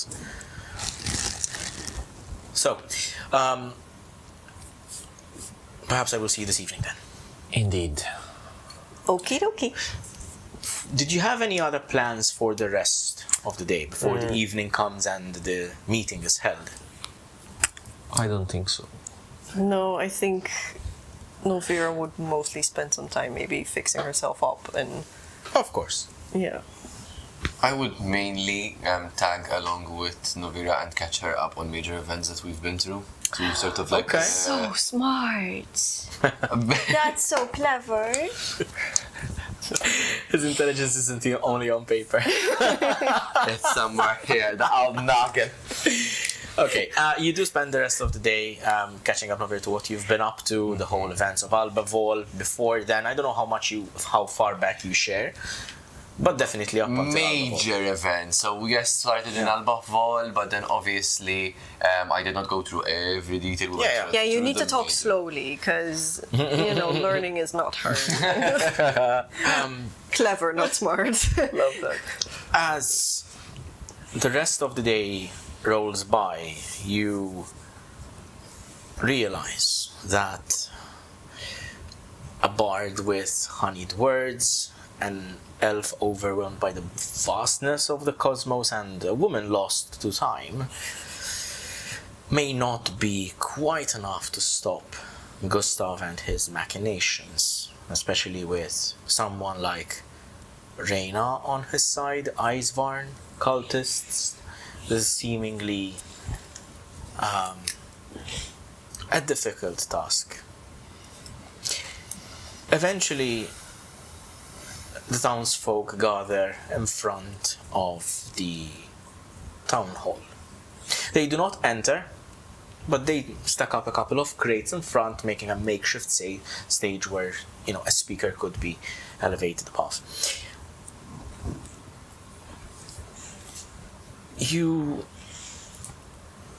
Where in the crowd, where would you be? At the front, at the back, to the sides, Are near? we separated or are we... Up to you.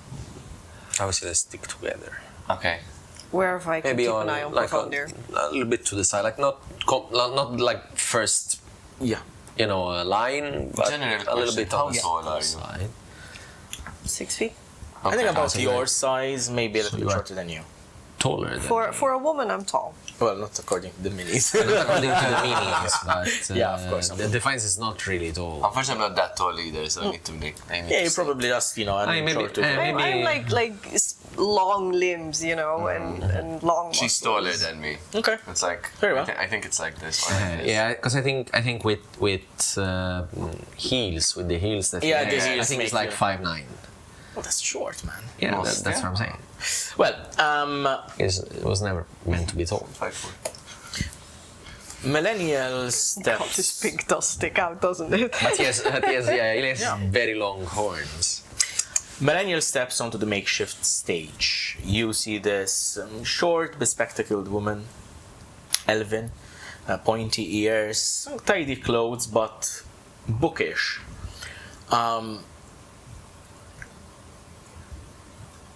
Who would like to roll an insight check?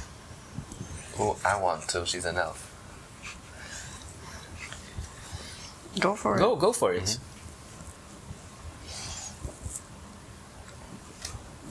Do you need some help? Give inspiration. Do you have I believe you still. No, we long rested. Yeah, No, it's 6. it's fine. I'm not using this again. She Use my passive stands up. insight. She stands up on the crates and starts addressing the crowd that has amassed. Fair. You can see that she is visibly nervous. Then she takes a deep, steadying breath and looks behind her at the town hall.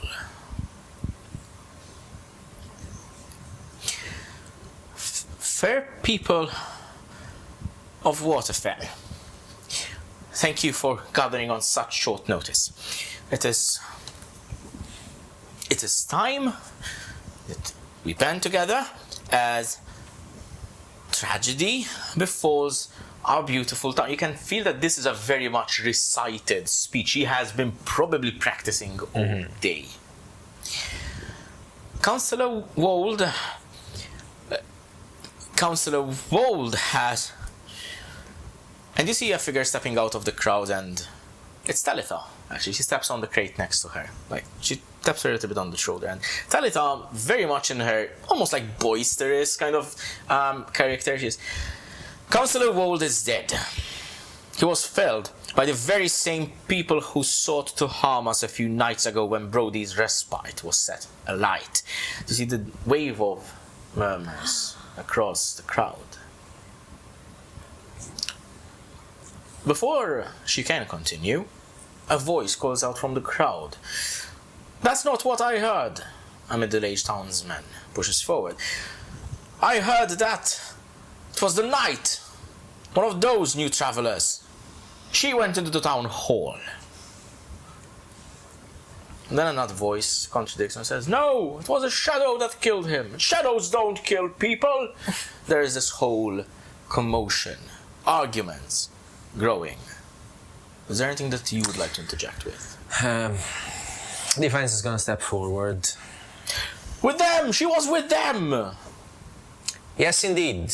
She was with us when we saved Waterfell. When we saved all of you folk during the show the other night. Talitha yells to make herself heard. "That is true. They saved Idren in the wilds. They have saved us from burning alive. How could you suspect them now?" You might remember, we were 4 when we arrived here in town. The crowd hushes. Look at us now. It is just 2 of us. Do you wonder where the other 2 are? You can see that townsman kind of shuffles uncomfortably. One of them is dead. Killed by a mysterious man with tattoos upon his body, bald head and long beard. The other one taken away from us, kidnapped, against their will. We couldn't do anything to help her.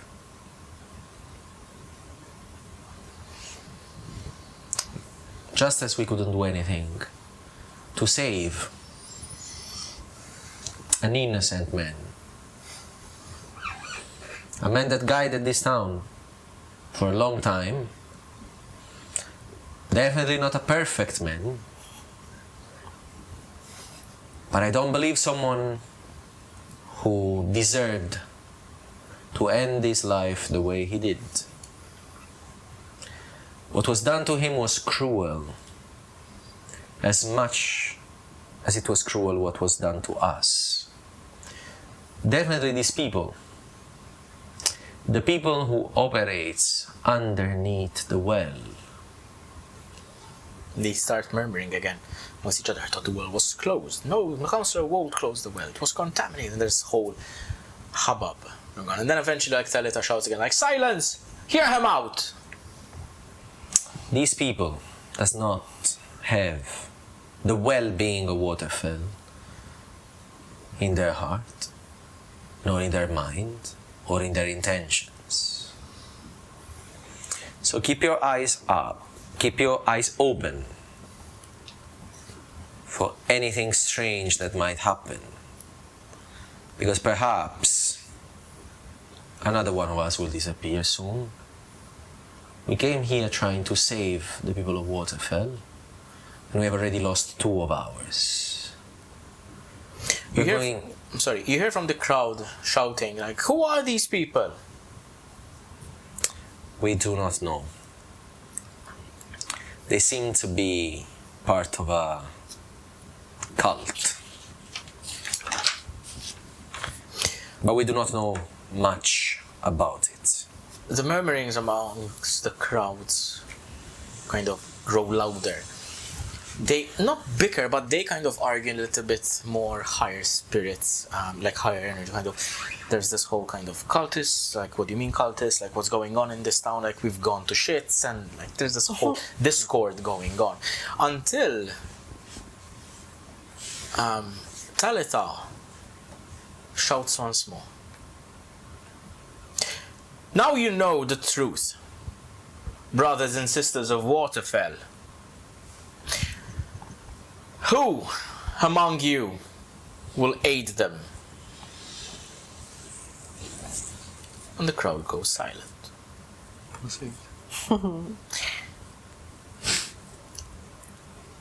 Then, from the crowd, a stocky figure steps forward, broad-shouldered, taller than most dwarfs. His weathered face speaks of a lifetime spent beneath hammer and stone. Wise eyes study the three of you without hesitation. Resting across one shoulder is a massive great axe. He plants the weapon firmly on the ground with a loud thud. If it's cultists you need killing, count me in. And we'll see you next time. We found our brute. Oh my god, we got a dwarf now. I want to. So I foreshadowed Novira's like background and appearance in the cold open of last episode. Yes. Obviously you haven't seen. No. But yeah. Yeah, you haven't Yeah. seen it yet. Yeah. Yeah, because there was mention of these, these red stars and of Panagardia and of